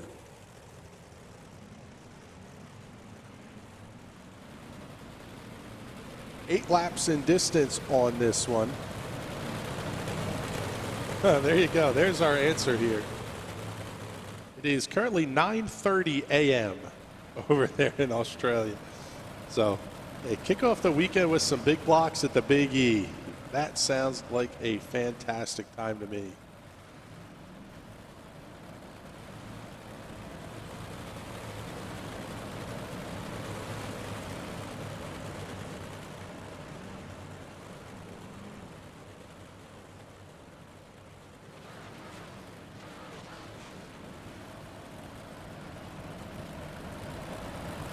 Field making their way down the back straightaway and into turns 3 and 4.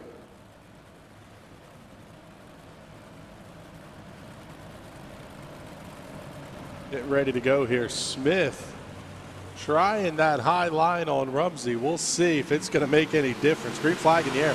Now Smith did not get a good start at all. Rumsey's going to be the race leader. They're going to be almost 3 wide coming off of turn number 2. Smith and Carter are going to run side by side for second off the corner. They settle in. Smith second, Carter third. How about Steven Snyder Jr.? Lawson Zarensis battling for the transfer spot.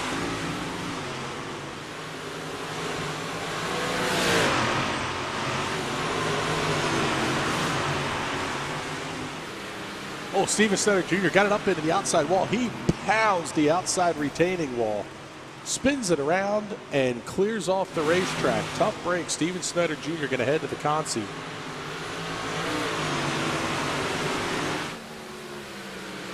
There's race leader Logan Rumsey. He's out in front of the field by a pretty good margin here. About 2/3 of a second. We're down to 5 to go. Doug Smith, Talon Carter about to start doing battle here for the second position. We're going to slide back just a hair, pick up Lawson Zarensis in the 12. Lawson holding on to the final transfer spot. 4, at least it should be 4. I'm sure our guys in race control will correct me on that one if I'm wrong. Well, Zarensis bounces it off the outside wall. He makes contact with Jax Yohn. Yohn slides up to the inside. He's going to pick up 4th spot. That's going to open up the door for Adam Bouchel to come join the party as well. 3 to go in heat race number 1. Rumsey by a second over Smith. How about this battle for the transfer spot? Oh, Harold Klump got it way up into the outside wall. 2 to go. Things starting to settle down just a little bit here. Jax Yohn has the spot. Lawson Zarensis not going anywhere. Talon Carter and Doug Smith are going to continue to battle as well. And they're starting to gain just a little bit on Logan Rumsey. There's the fight for second. Slide job coming turn 2. Had to grab the binders, back it off just a little bit. Carter to the outside. Doug Smith down to the inside. Checkered flag is out. This one's going to go to Logan Rumsey. There's Carter and Smith. Who's going to have the spot at the line? Going to be Doug Smith. Whoa, what a drag race. Jax Yohn by a hair over Adam Bouchel. Lawson Zarensis went from 3rd in a transfer spot to, well, not in the span of a couple of corners. Rumsey, Smith, Carter, and Yohn going to be the 4 that'll transfer. 5/100ths of a second separating Adam Bouchel from a transfer spot. Lawson Zarensis, Harold Klump, Steven Snyder Jr. Going to join Bouchel in one of the consies. Grid for heat race number 2 as they're out on the racetrack. Cody Welsh and Aiden Borden will make up the front row. Walt Shadak and James Benz in row number 2. James Koslow and Tyler King in row 3. Row 4 is going to have Austin Roboth and Brian Sharp.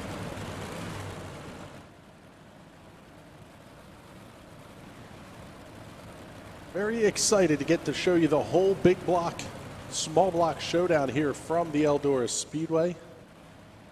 There's Cody Welsh. He held the pole for most of the qualifying session.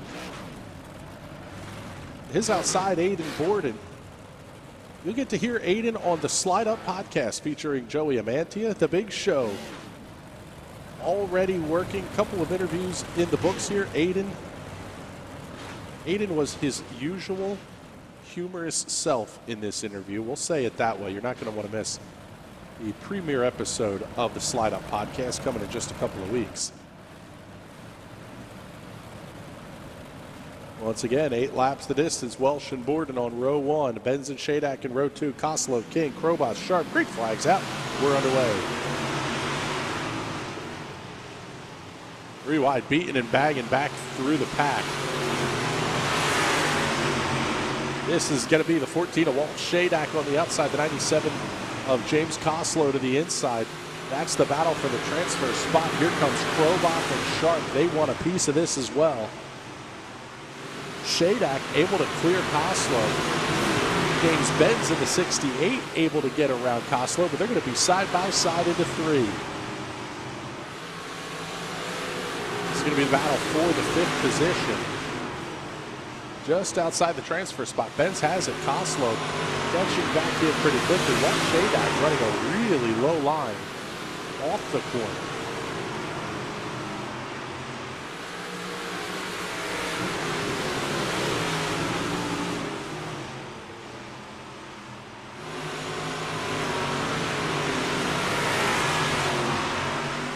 We haven't gotten to do this one yet tonight.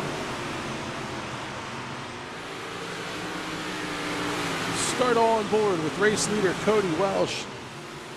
I'm going to be quiet. You got a chance to crank it up.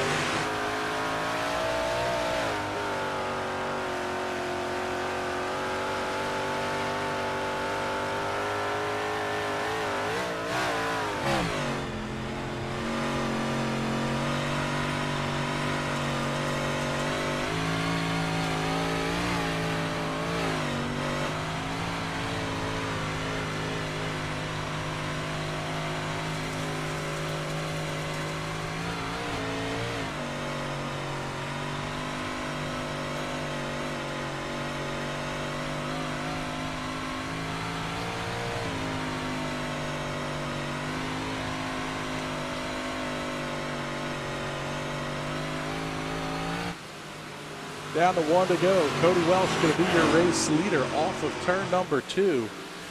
Big slide up to the outside left for Aiden Borden. He's going to hold on to the spot, though, off of turn number 4. Checkered flag in the air, and it will fall for Cody Welsh. He picks up the win here in heat race number 2.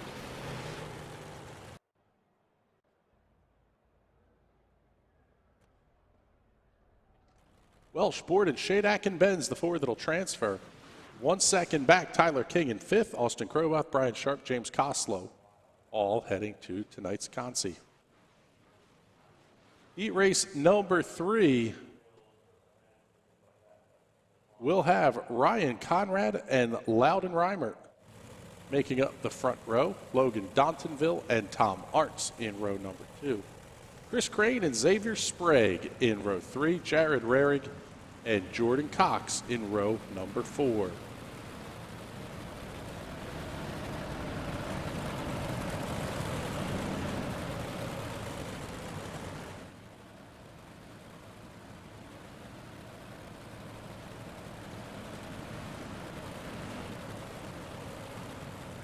Taking a look at the point standings, Logan Rumsey, your points leader at 417, just 9 points back is Loudon Reimer.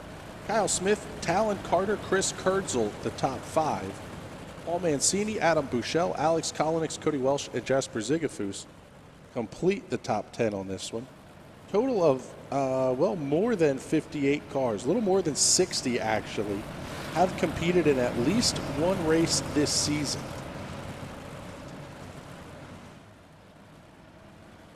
And the series does award points for heat races and all that kind of stuff as well. So we won't get into the details of who's earned what points and how. But green flags in the air, we're underway.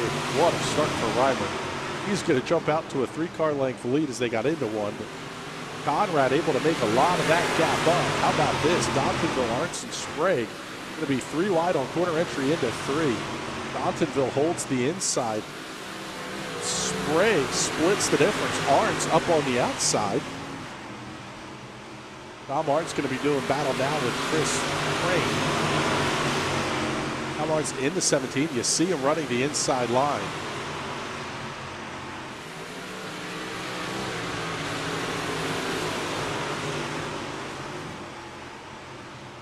We've got a battle developing here for the race lead as well. How about this one? Ryan Conrad trying to get inside of Loudon Reimer. I don't think you're going to see any track work done to the surface here. It'll be interesting to see, and admin's letting me know that one in the Discord here, but if this track stays without any changes to it, any reset, that high side is going to be slick off junk by the time we get to the feature. It's going to be a ton of fun. Watch this one. Down to 4 to go. Reimer now opening up the gap just a little bit.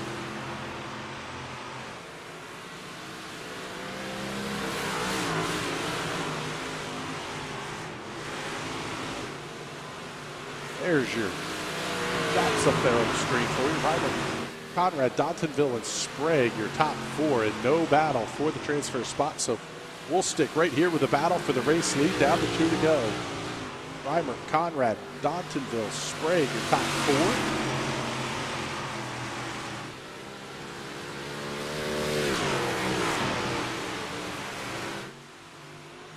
I mean, it's almost like he's toying with him just a little bit. Conrad is so good at the turns 3 and 4 end of the racetrack. He gets right in Reimer's tracks. He may have a crack at Loudon Reimer here. And Reimer's just so good off the corners, though.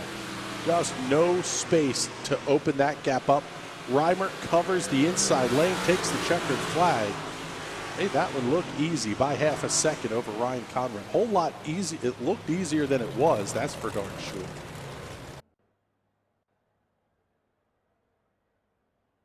Let's get you the results here.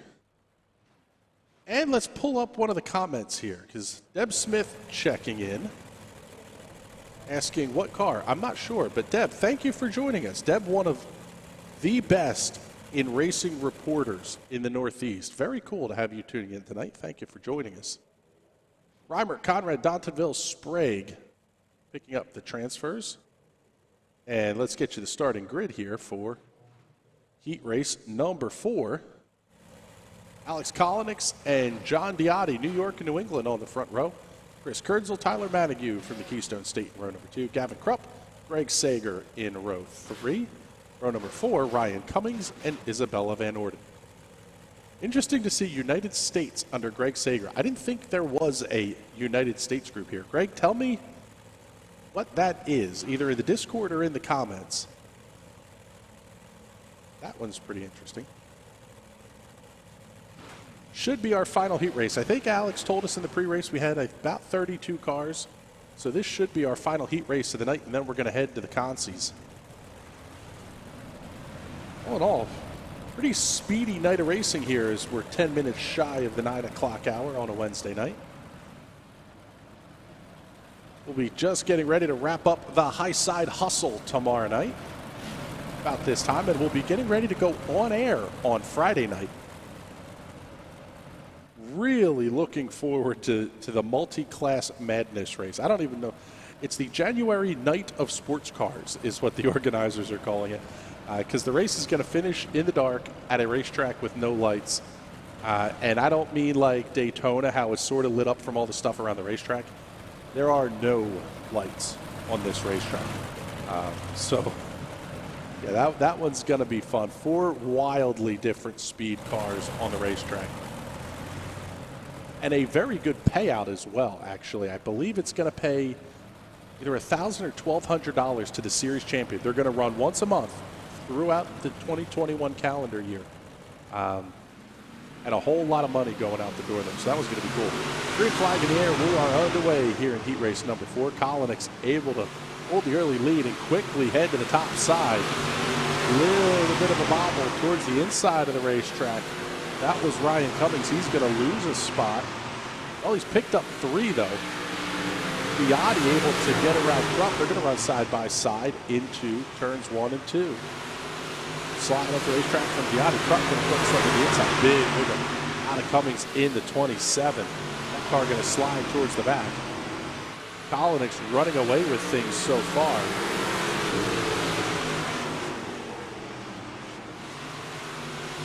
1.5 seconds over Biotti. Another 1/4 second. Well, Biotti and Krupp now side by side into turn 3. Greg Sager up 2 spots. He's holding on to the final transfer. We got a couple of good races developing here because Sager is rapidly catching Biotti and Krupp. That's going to be the battle for 2nd, 3rd, and 4th as Alex Colonix is long gone on this one. Now the deal is going to be don't make a mistake. You've got a locked-in transfer spot, but you're gaining 2 rows with every car you pass. That's 1 fewer row full of cars that you have to pass. Because with 4 heats, winner of heat 1 starts on the pole. 2nd place finisher is going to start inside of row number 3. So it is a full 2 rows if you lose.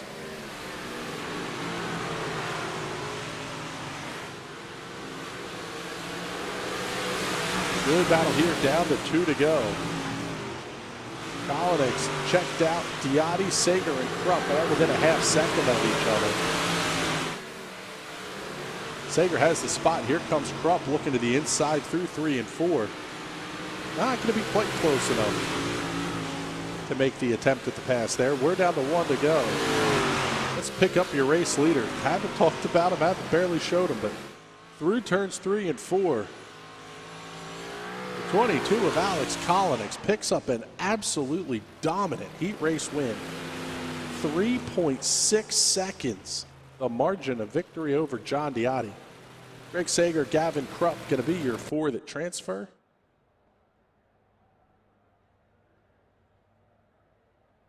And let's get you your race results here. Colonix, Biotti, Sager, and Krupp. Isabella Van Orden, Tyler Manigue, Ryan Cummings, Chris Kurtzel. All having to head to the Consi. Kurtzel got out on the racetrack, but he did finish 4 laps down, and I don't think he turned a lap in qualifications either. Let's get you the grid for our first Consi. This one's going to be a C main. Not sure if they're stacked or if we're going to run, meaning we're going to run the alphabet soup, transfer so many from the C to the B. I'm pretty certain, though, this is going to send directly to the A, and that'll make up the inside lane. B main number 2 will make up the cars in the outside lane.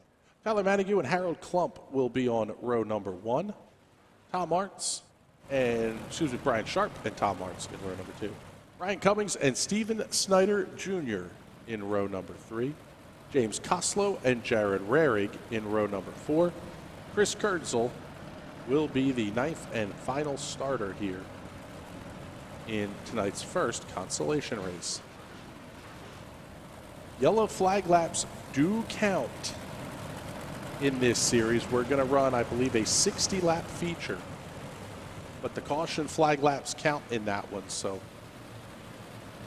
we've got to see how things develop here. Very pretty number 11 Bicknell chassis on the pole for Tyler Montague. Bump to his outside. Green flags in the air. We are underway. 12 laps the distance. Oh, big hip check from Tom Arntz. That's going to wad up Klump and Snyder. Arntz bangs it off the outside wall. He's going to fall back to the 6th position. We'll see if there's any penalty issue to Tom Arntz for that one. Ryan Sharp, Chris Kurzel going to do battle. Oh man, a couple of cars still. They're making contact back there. That's going to be Koslow, Arts, and Rarig doing battle, pinballing off each other just a little bit.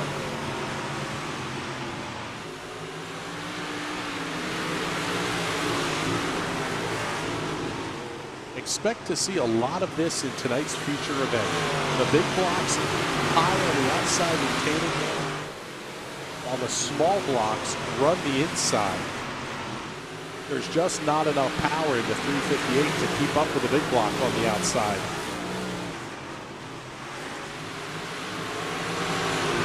It's going to be really interesting to watch is how that high side groove goes away. Battle for the lead starting to heat up. Oh, a couple of cars making contact. Snyder goes around on the front stretch. Let's pick up the battle for the race lead here as well. Caution flag is out. Yellow flag number 1 on the speedway. See who iRacing slots in where in terms of the timing and scoring. It is not an instantaneous system, I can tell you that much. I don't know how many scoring loops it uses or theoretical scoring loops, but you've got to be ahead. There's a point that you have to cross on the racetrack in order for the pass to stick. Not nearly as far as having to complete a lap or even a quarter of a lap, but looks like Tyler Manague in the 11 will be scored as your race leader. Chris Kurzel second. Brian Sharp third. James Koslow, Tom Arndt, your top 5. Let's get you a look there. There's the 11. We talked about the Bicknell chassis entry of Tyler Manague. The Dunder Mifflin number 7 of Chris Kurzel running in the second position. Brian Sharp in the number 25 runs third. Very pretty race car there as well. James Koslow in the 97. Tom Arndt just back behind them in the 17. Tom, we got to get you a paint scheme, buddy. Shoot me a message. Let me know what logos you need on the race car. We got to get you something more than the generic iRacing paint scheme there. The 27, Ryan Cummings. Same deal with you, brother. Give us a shout. It is a very pretty fade job on that car, though. Howard Klump is running in the 7th position. 8th is Steven Snyder Jr. And the 00 Jared Rarig rounding out the field on this one. They're doubled up and ready. 5 to go. Once again, caution laps count. But now this is anybody's race. We'll see who's going to transfer and lock into tonight's 60-lap feature.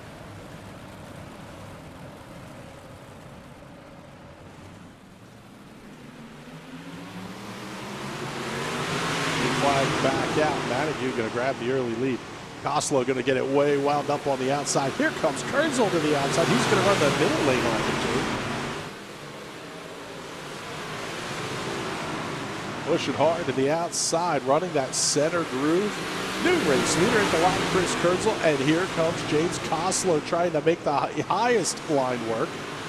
He's running that the old Harry Gant line, and he's bringing Steven Snyder Jr. with him. Snyder had his issues early, got it into the pits. And how about this one? What a charge through the field for Steven Snyder Jr. down to 2 to go. Currently running in second. Koslow bounces it off the outside wall.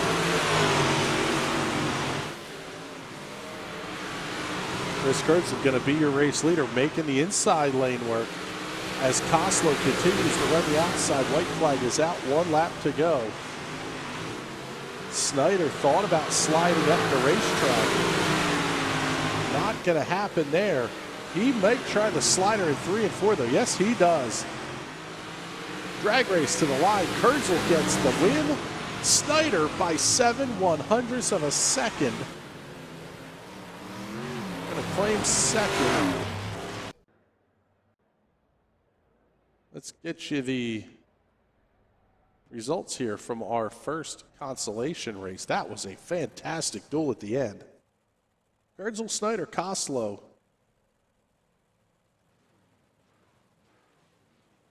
Manague, Arndt, Rarig, Klump, Cummings, and Sharp. Completing the field there in the Consi. And let's get you the grid here for B-main number 2. On the front row is going to be the 131 of Adam Buechele. Out of the Garden State, Pennsylvania's Tyler King. will complete the front row. Jordan Cox and Isabella Van Orden in row number 2. Lawson Zarensis and Austin Kroboth in row number 3. Chris Crane and Chris Kurtzel in row 4. Steven Snyder Jr., James Costello in row 5. So yeah, that was a true C main. So Steven Snyder went back to front in the C. Now he's got to try to do it in the B. We want soup. Let's go, brother. Snyder, Costello, and Crane. Also Chris Kurtzel. The guys transferring out of the Consi, making up the 4th and 5th rows. And such good cars at the front of this one, though. Michelle, King, Van Orden, and Cox. 4 cars that are very, very tough to pass. This one is going to be fun to watch.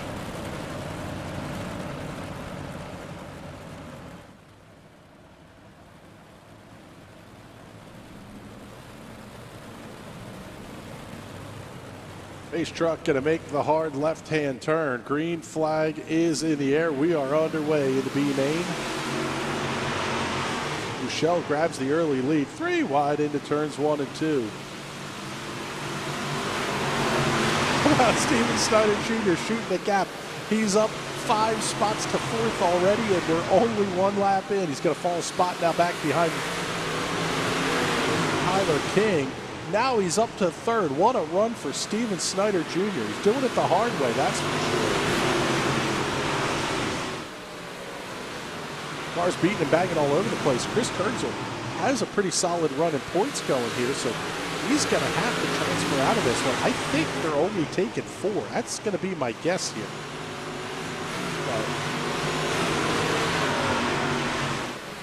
Really depends on how many transferred out of the heat races and then obviously what the field size of the future is. This is the battle for 2nd. Adam Buechele has checked out, long gone. 1 1/3 seconds over Snyder. Rapidly going around Jordan Cox to the outside. Now 8 to go this time by. Steven Snyder Jr. setting sail for the race leader, bounces it off the outside wall. Just set the fastest lap of the race. Let's slide back through the field here. Forgot Chris Kurtzel. Kurtzel going to look to the inside of Lawson Zarensis in the 12th. That's the black and green Waffle House entry. And that may be the battle for the final transfer spot here as well. Zarensis crossing Kurtzel back under. Both cars going to run about a car with off the outside retaining wall. Kurtzel thought about the slider, really had to grab the binders there.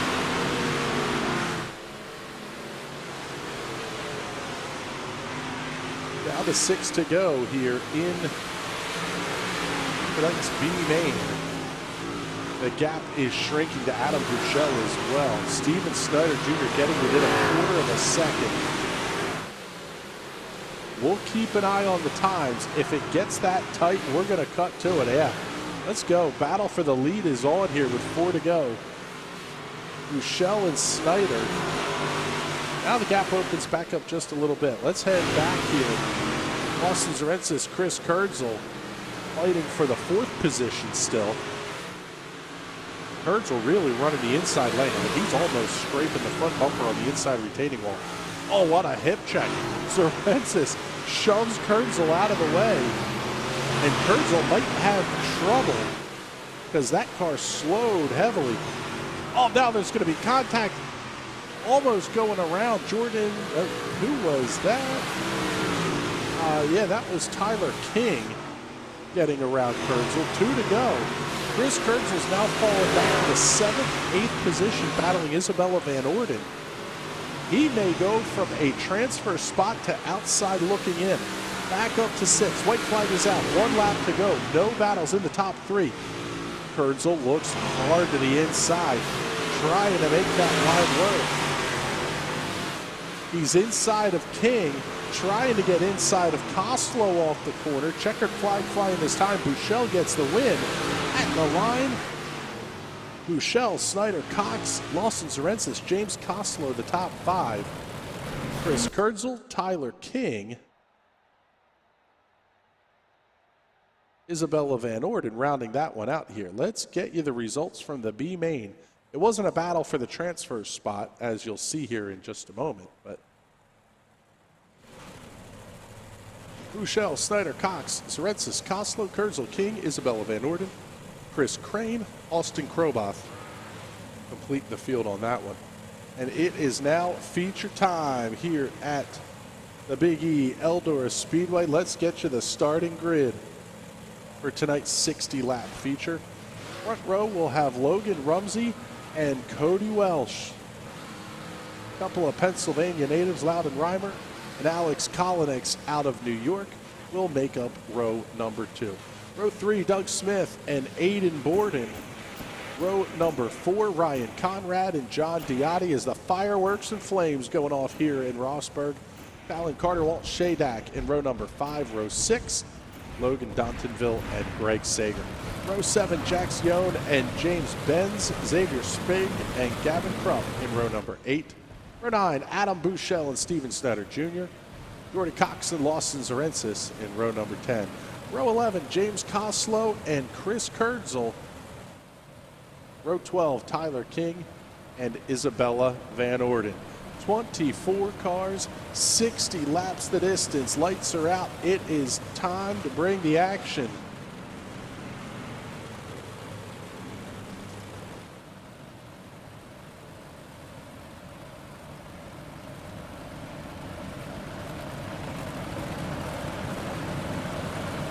You guys have gotten to hear me speak for the last hour and a half or so.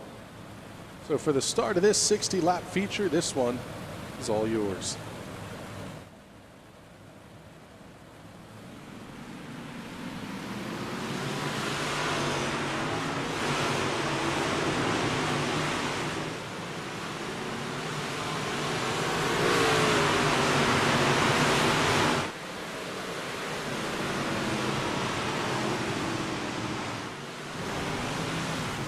Trouble on the racetrack, caution flag is out. Big mess on the back straightaway. Take a look here, see if we can see what happened. Several cars making contact. Looked like Tom Arts may have been one of those to go around. Let's take a look here. Let's back it up just a little bit here. Adam Bouchel was involved in that one. Chris Kurtzel got a piece of that as well. That was a mess of a start there. Nobody went over, so there won't be any mandatory pit stops. We'll see if there are any penalties issued by race control.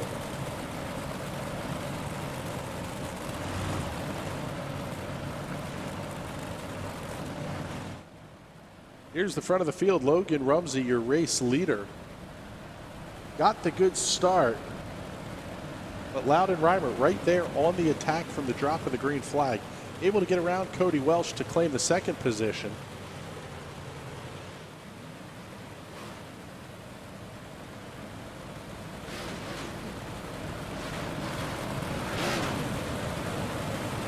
Welsh and Kolonix going to make up row number 2 on the restart. Doug Smith, Aiden Borden will make up row 3. Lights are out.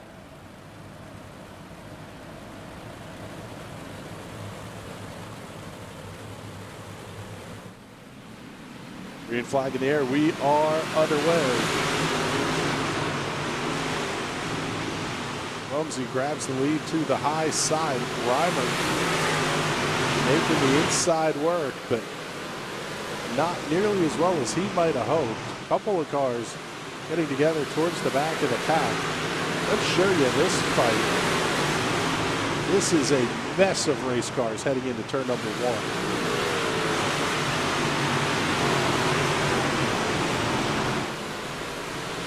Oh, a couple of cars having an issue. Cars going around.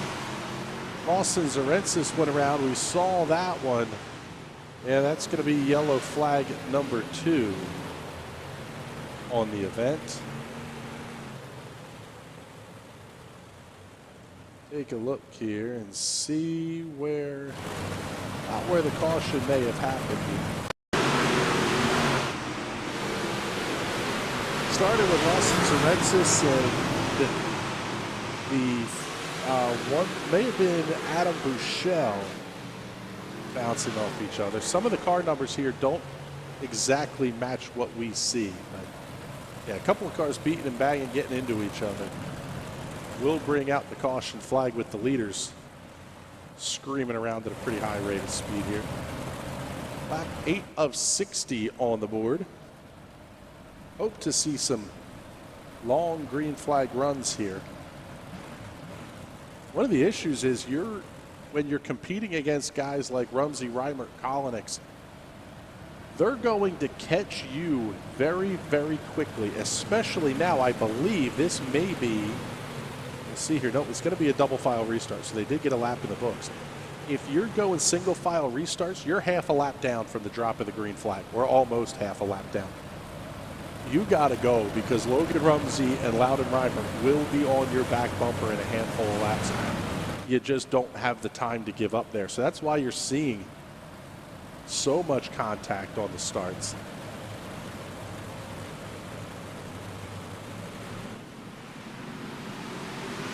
Much better start that time for Reimer. He's going to be within a bumper's length of Rumsey. Rumsey's going to run the inside lane just a little bit. Reimer able to keep it on the throttle, but gains the ground off of turn number 2. Big wiggle there out of third place, running Alex Collins. Aiden Borden now able to hold on to third. Collins slots in right behind Cody Welsh, John Diotti there as well. They're going to be 3 wide off of turn number 2. That's the 027 of Cody Welsh way down to the inside. Now he's going to slide it up the racetrack, run against the outside retaining wall. 4 wide off the corner. That's Steven Snyder Jr., Cody Welsh, Talon Carter. Steven Snyder Jr. already up 11 positions.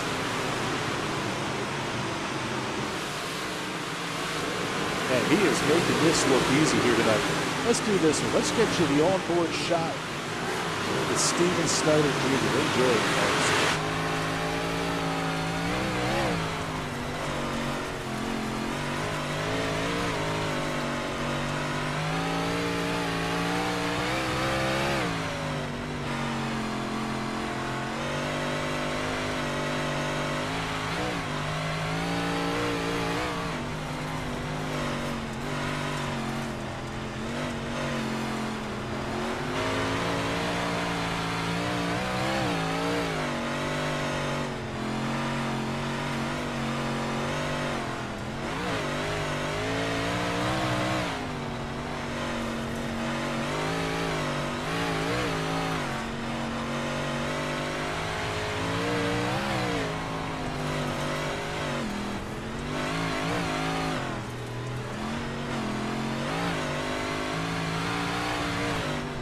Alex Collins looks like he may be having a little bit of a connection issue, because that car kind of appearing and disappearing out of a shot here. Snyder going to try the big slide job in 1 and 2. Collins crosses back under. But Snyder's going to have that preferred outside lane unless Collins slides up. He tried to. But it's not going to work. Leave Steven Snyder Jr. up one more spot into 4th, and he's going to go Aiden Borden hunting now. There's your 2 race leaders, Logan Rumsey, Loudon Reimer, both running the high side. So I would imagine both of those guys are in the big block. There's Aiden Borden on an island to himself, running in the 3rd position. Snyder and Collins run 4th and 5th. Good battle. 6th, 7th, and 8th right behind them. That's John Diotti, Talon Carter, and Ryan Conrad. Caution flag flying for the 3rd time in this one. Got a nice green flag run in there. That's really what Steven Snyder Jr. wants to see. He wants to see those long green flag runs. Double on the racetrack for Doug Smith.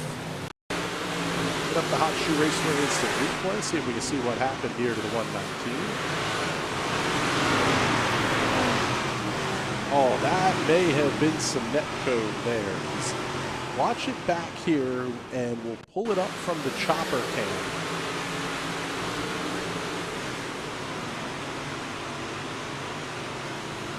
that didn't give us a good look. Let's try the blimp cam on this one. It's going to be way overhead, but I don't know that the 119, they ever made heavy contact. Yeah, they never got there until after Doug Smith turned sideways.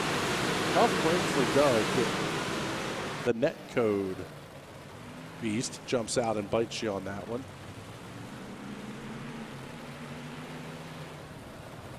There's your front row. Logan Rumsey, Loud, and Reimer. And that black slick is coming in heavy at the top of the racetrack. These drivers are going to have to move to find speed. And now Steven Snyder Jr. got what he wanted. A long green flag run allowed him to pass a bunch of race cars. Now he's going to start on the outside behind race leader Logan Rumsey. And he's only got 3 more cars left to pass to get up to the front. Well, how about the big slide shot? New race leader on the turn 2. That's Loud and Reimer. Big pass for the race lead. And Logan Rumsey may have trouble in the 141. Oh, he's going to make contact. And around goes Rumsey on the front straightaway. Several cars going to get collected in this one. Caution flag is out. I think Logan Rumsey had an issue of some sort there because, well, one, you don't see Logan make many mistakes like that. But here's the replay. He just got kind of bottled up. Came down the racetrack right as Steven Snyder Jr. was coming up. 2 cars going for the same piece of real estate. Rumsey was the one who went around.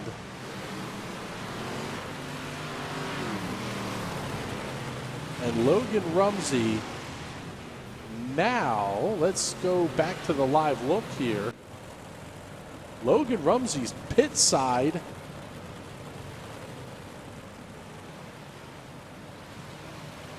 And just in time caught the green lights to come on. He's not, I don't think Logan Rumsey is going to go down a lap, but every car on the racetrack still on the lead lap. Logan Rumsey is going to have to go worst to first, and he's only got about half distance to do it in. Hold on to this one. Wish we could go split screen and ISO the 41 because he's going to make a run through the field, that's for sure. So now at the front, Loud and Reimer electing to take the outside. Aiden Borden going to restart alongside on the front row. Steven Snyder Jr. and Alex Kolinix in row number 2. Call it in the comments, folks. How far forward does Logan Rumsey get by the end of this race?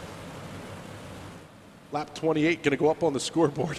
Check out the driver's suit on Aiden Borden, by the way. Pair of overalls on the driver. Green flag in the air. Borden slides up in front of Kolinix. He's able to hold on to the second position. Here comes Steven Snyder Jr. looking to the inside of Kolinix as they get into turn 3.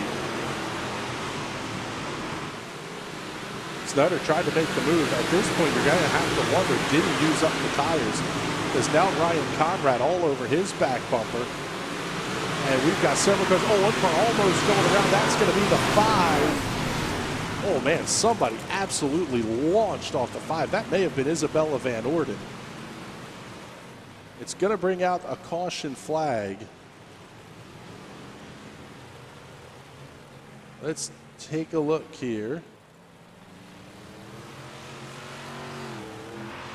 Let's go all forward with Isabella Van Orden, see what she saw. Well, there you go. Here, let's wind the replay back here and see what Isabella Van Orden saw.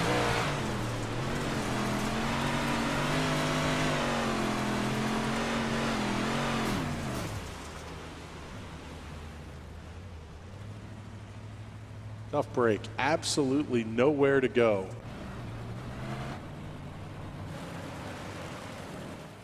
So now just past halfway, our 5th caution flag of the race.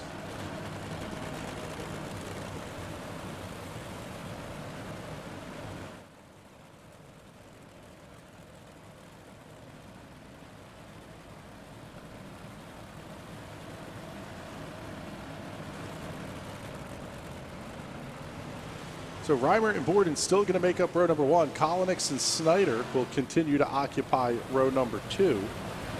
Conrad and Jax Yohn in row 3. Chris Kurzel, John Diotti, row number 4.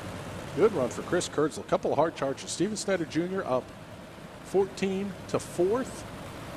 And Chris Kurzel up 14 to 8th. Logan Rumsey has already passed up to 13th position.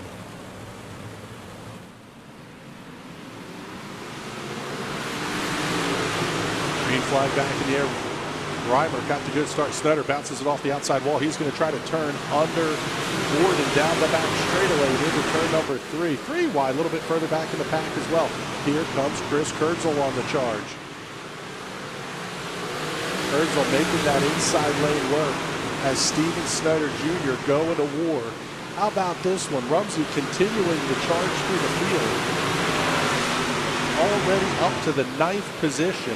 He's running the middle line that nobody else is running in and making it work. We hit lap number 35. Snyder able to clear Borden to grab the 2nd position. Already starting to bounce these cars off the outside wall. Pick up Jax Yohn driving the high pressure washing and painting number 24 entry. Sponsors of our Hard Charger Award. Thank you very much for your support. Caution flag's going to fly again. Take a look. We'll see where the issue was here. Everybody, I can't believe this. Everybody is still on the lead lap. May have been trouble for Gavin Krupp. Let's take a look here.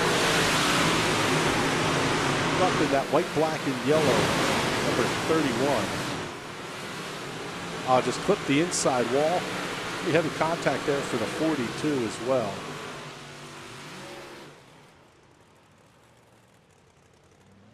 But able to get the car spun back around the right direction.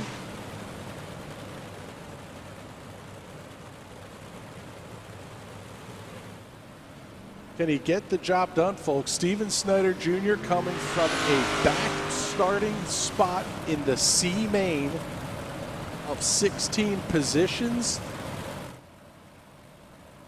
And he's gonna have a crack at race leader Loudon Reimer. Aiden Borden and Alex Kolonix in row 2. Jax Yohn, John Diotti, row 3. Chris Kurzel and Logan Rumsey, row 4. Ryan Conrad, Adam Buchel in row number 5.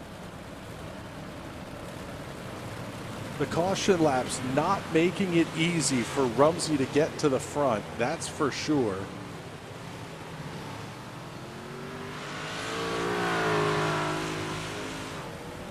Field now doubled up and ready to go. Yeah, here you go. Let's get the comment up here from Richie Van Orden. This is going to make for a good finish. Hashtag slick. Yeah, you know it, brother. They are going to be really close to driving on ice here by the end of this thing. Green flag back in the air. Snyder didn't quite get the jump that he might have hoped for, but he's right there on the bumper of Reimer off of 2. Collins on his back bumper. Here comes Pez. Oh, a couple of cars beating and banging here. We'll see if that's going to cause a caution to come out or not. Several cars stopped in turn 3. Yep, that's going to bring out a yellow. Kind of saw the mess developing back there, but we didn't want to miss the pass for the lead. Here's the Hot Shoe Raceway instant replay trouble for Adam Buchel. Buchel, the 131, was running towards the front of the field.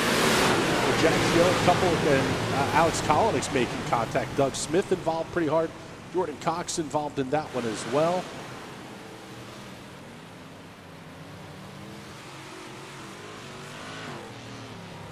Let's pull the replay back up here, but see if we can't get Jax Yohn in the 24. See what happened here. Oh, one car. Oh, yeah, the 22 got a hard into the outside wall. That was Alex Kolonix.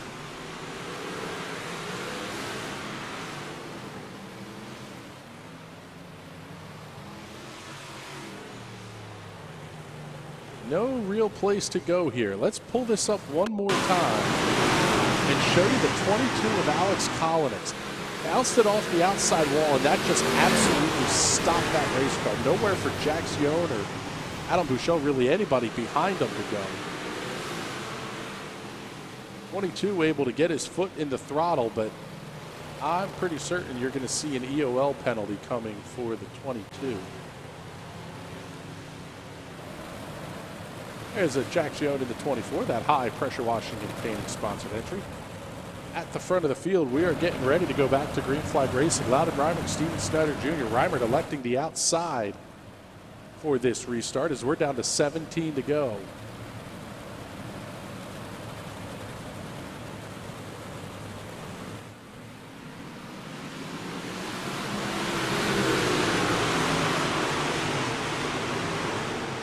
Oh, it's a great restart for Snyder. He's going to dive to the inside and have a shot at the race leader. Here comes the slide job, 3 and 4. Rumsey's right there as well. Slide job, turn 3. Off the corner, Reimer able to make the big cross on him, but Snyder right there at the line. He's within half the car length. 15 to go. Snyder bounces it off the outside wall. Reimer slides up the racetrack. Both of them are going to get into the outside wall. Oh, Snyder almost gets it up and over. He spins down into turn number 3.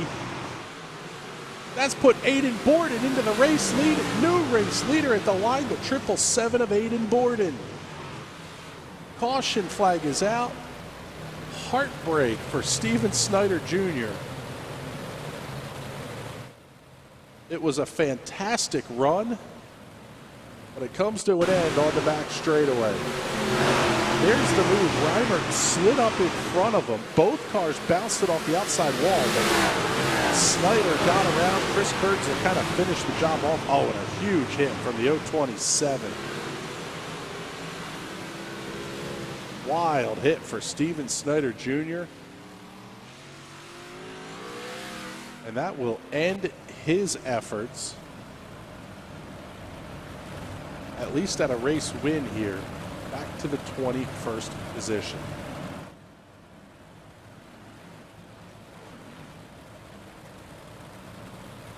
How about this one, folks? Aiden Borden. We were talking about this as they came to green. Check out the driver's suit on Aiden. Guy's just wearing a pair of overalls behind the wheel of the race car. That's a fun looking suit there. Really neat story. The Borden family, Aiden had advanced into and locked into a qualifier. In fact, a pole starting position in the Tulsa shootout. And Aiden's brother is joining the United States Marine Corps, and the family got the call he was leaving a day early, and they packed up and came home. Thank you very much, Borden family, all of you, for your sacrifice. And Aiden, many thanks to your brother for his commitment to serve our country. Down to 12 to go. Pace truck is off. Green flags in the air. Rumsey's going to make the big one to the inside of Reimer. He's thought about going 2 for 1. Reimer tried the slider in 1, but he's got to grab the fibers. Borden's going to hold on to the race lead. Here's Chris Kurtzel. He's also running the suit tonight.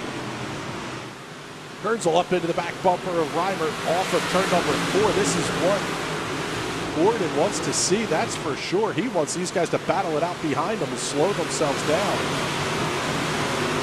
10 to go down the back straightaway. Rumsey way to the inside. He may have made contact with Chris Kurtzel. Oh, they're still going to be beaten back, and a couple of cars coming to a stop. We'll see if it's going to bring a caution flag. If they're able to clear themselves, they may not go yellow here.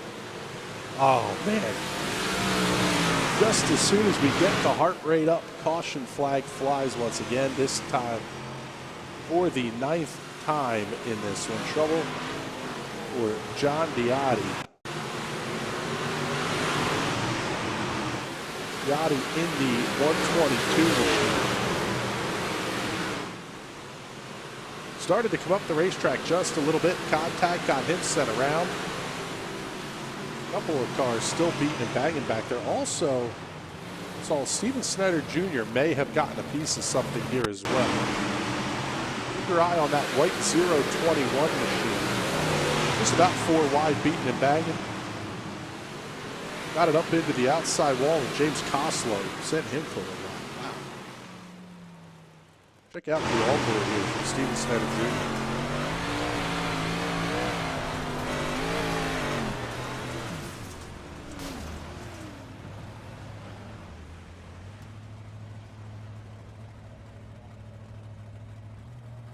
Hey, sticks the landing.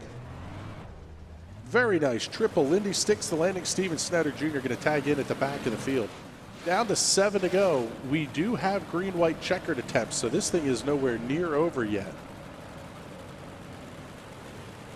Aiden Borden, your race leader, is going to have Loudon Reimert to the inside. Logan Rumsey right on his back bumper. And Chris Kurtzel, who's come from the C main, up 18 spots to run 4th. Lawson Zarensis is up 15 to run 5th.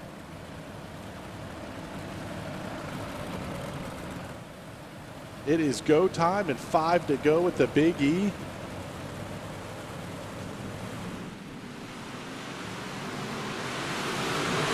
That was an interesting line by Borden. He basically cut off the Rumsey attack line.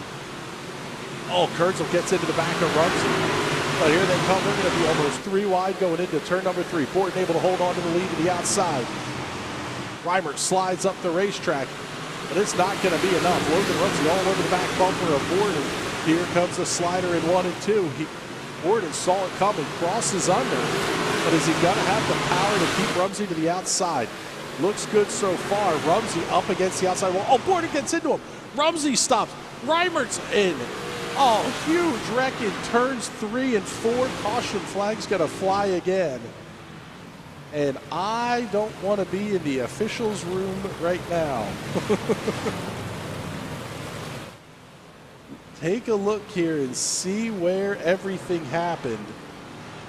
We'll get you the replay. Pull it up from the chopper cam.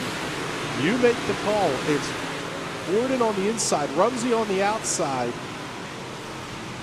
They made contact, but man, I don't know. I don't know that it was enough of a wreck that you have to penalize that for. This late in the race. Check it out from Loudon Reimert's view. Yeah, they just all stacked up. Reimert goes up and over. Lawson Zarensis was involved. Isabella Van Orden.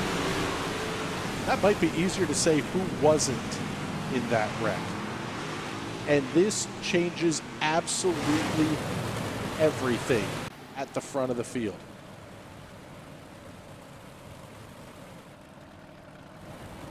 There's your race leader with 3 to go, Aiden Borden.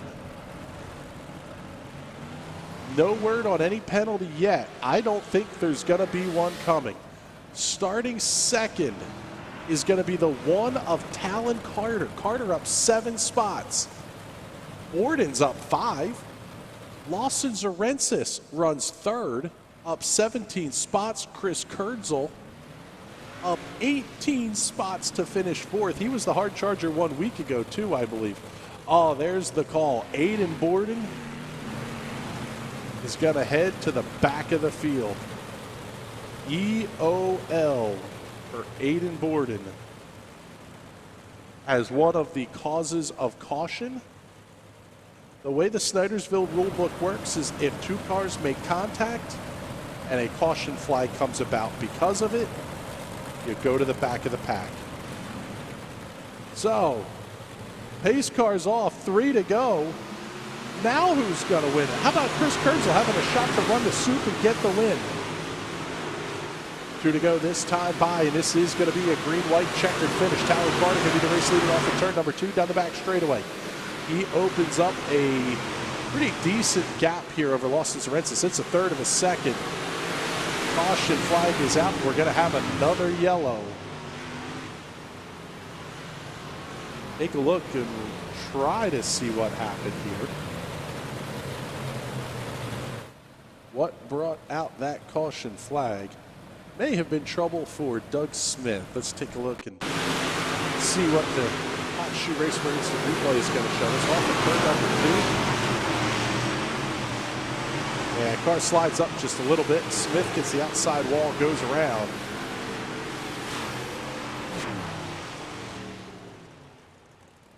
And that will bring out the caution flag in another attempt at a green-white checkered restart. These cars should be pretty good on fuel. I wouldn't think that that would be an issue here. Talon Carter, how about this? Talon Carter actually has made a pit stop. He stopped on lap 24. Let's get the... Not often you show this graphic on dirt, but Talon Carter made a pit stop on lap 24. Alex Kolonix, who runs 6th, stopped on lap 42. So half the top 10 has made pit stops at some point in tonight's race. That is fantastic.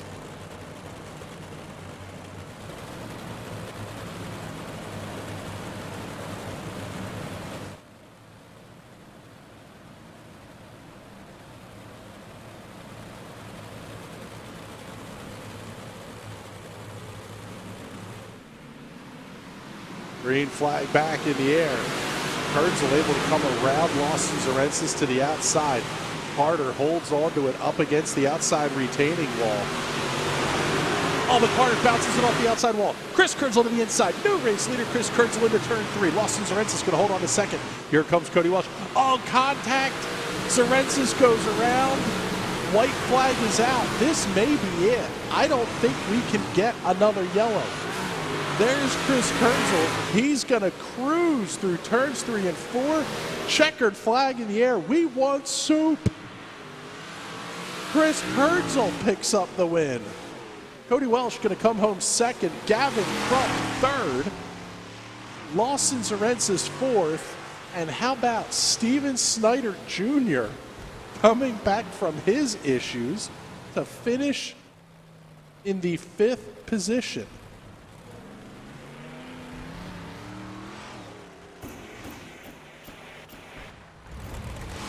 Take a bow, Chris Kurtzel. Holy cow, what a finish.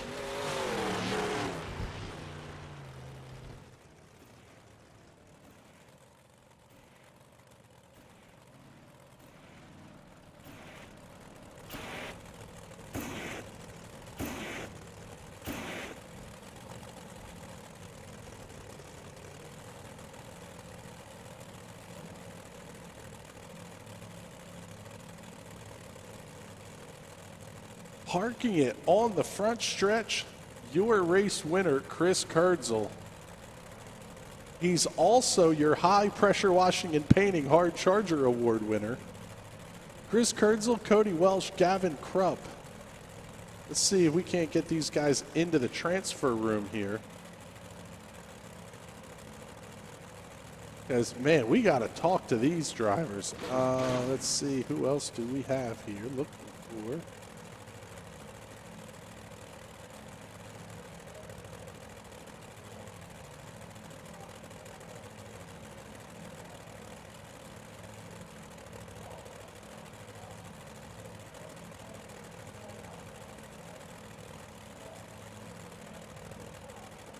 We'll see if we can get our admins to get Gavin Krupp in here, if he even has a microphone. Oh, there he is. All right, let's start our podium interviews here. Mr. Gavin Krupp. Gavin, you gained 13 spots, and you're third on the hard charger list for tonight. But you're also third in the race, too.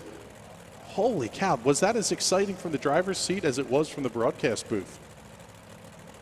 Yeah, the top wasn't working out so I ran to the bottom, and I thought it was there was a lot of grip there, so I kept running the bottom, and I made my way up to the 3rd position. Yeah, that was a ton of fun to watch that one. I mean, there was action throughout the field. You were one of the guys who had to make a pit stop even. How were you able to come back? I mean, usually you make a pit stop on dirt and you're done. That's just the way it is. How were you able to finish third? Was it as much attrition around you, or was your car working that well tonight? In the beginning of the race, I had the meatball flag, and I had to go into the pit for the fast repair, and I just made my way up to the 3rd position, and that's how I got there.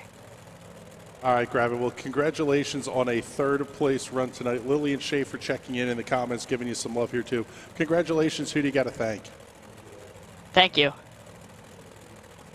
All right, well, there you go. There's Gavin Krupp, our 3rd place finisher tonight. Let's pick up our runner-up, Cody Welsh. Cody, you had a very good run tonight. You started second, finished second, and I don't think you ran second until the green-white checkers. Is that pretty accurate? Yeah, thanks, Chris. You know, we qualified a little better this week than what we usually do, and that helped keep us up front there for the feature. We fell back a little bit there at the beginning and just kind of played our cards out right. And starting up there definitely helped us, but we were there when it counted, and we were able to keep it up front there at the end. Yeah, that was seeing all the carnage that was happening. I mean, especially when you have a scenario like we saw on that next to last restart or whatever it was, when Borden and Rumsey and Reimer and everybody's beating and banging on each other and making contact. Is that like close your eyes and pray moment, or were you able to actually drive through it? Yeah, you know, we had a little bit of a moment there with I think it was Doug Snyder there in the front. Good run to him. He charged from the back pretty hard, and we really got lucky on that one. He spun in front of us. We were able to get underneath. But yeah, towards the end, you know, Rumsey and all those guys, they run up front every week in, week out. But it was nice to be able to be behind them. And you know, towards the end there, it was pretty much just shut your eyes and hope for the best. You know. That's outstanding.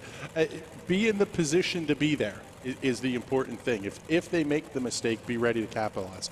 Well, it was a heck of a run tonight. Congratulations on it. Who do you got to thank?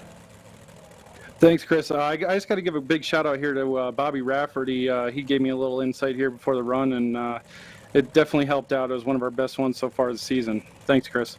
All right, Cody. Thank you very much. Congratulations again. And let's pick up our race winner, Chris Kurtzel.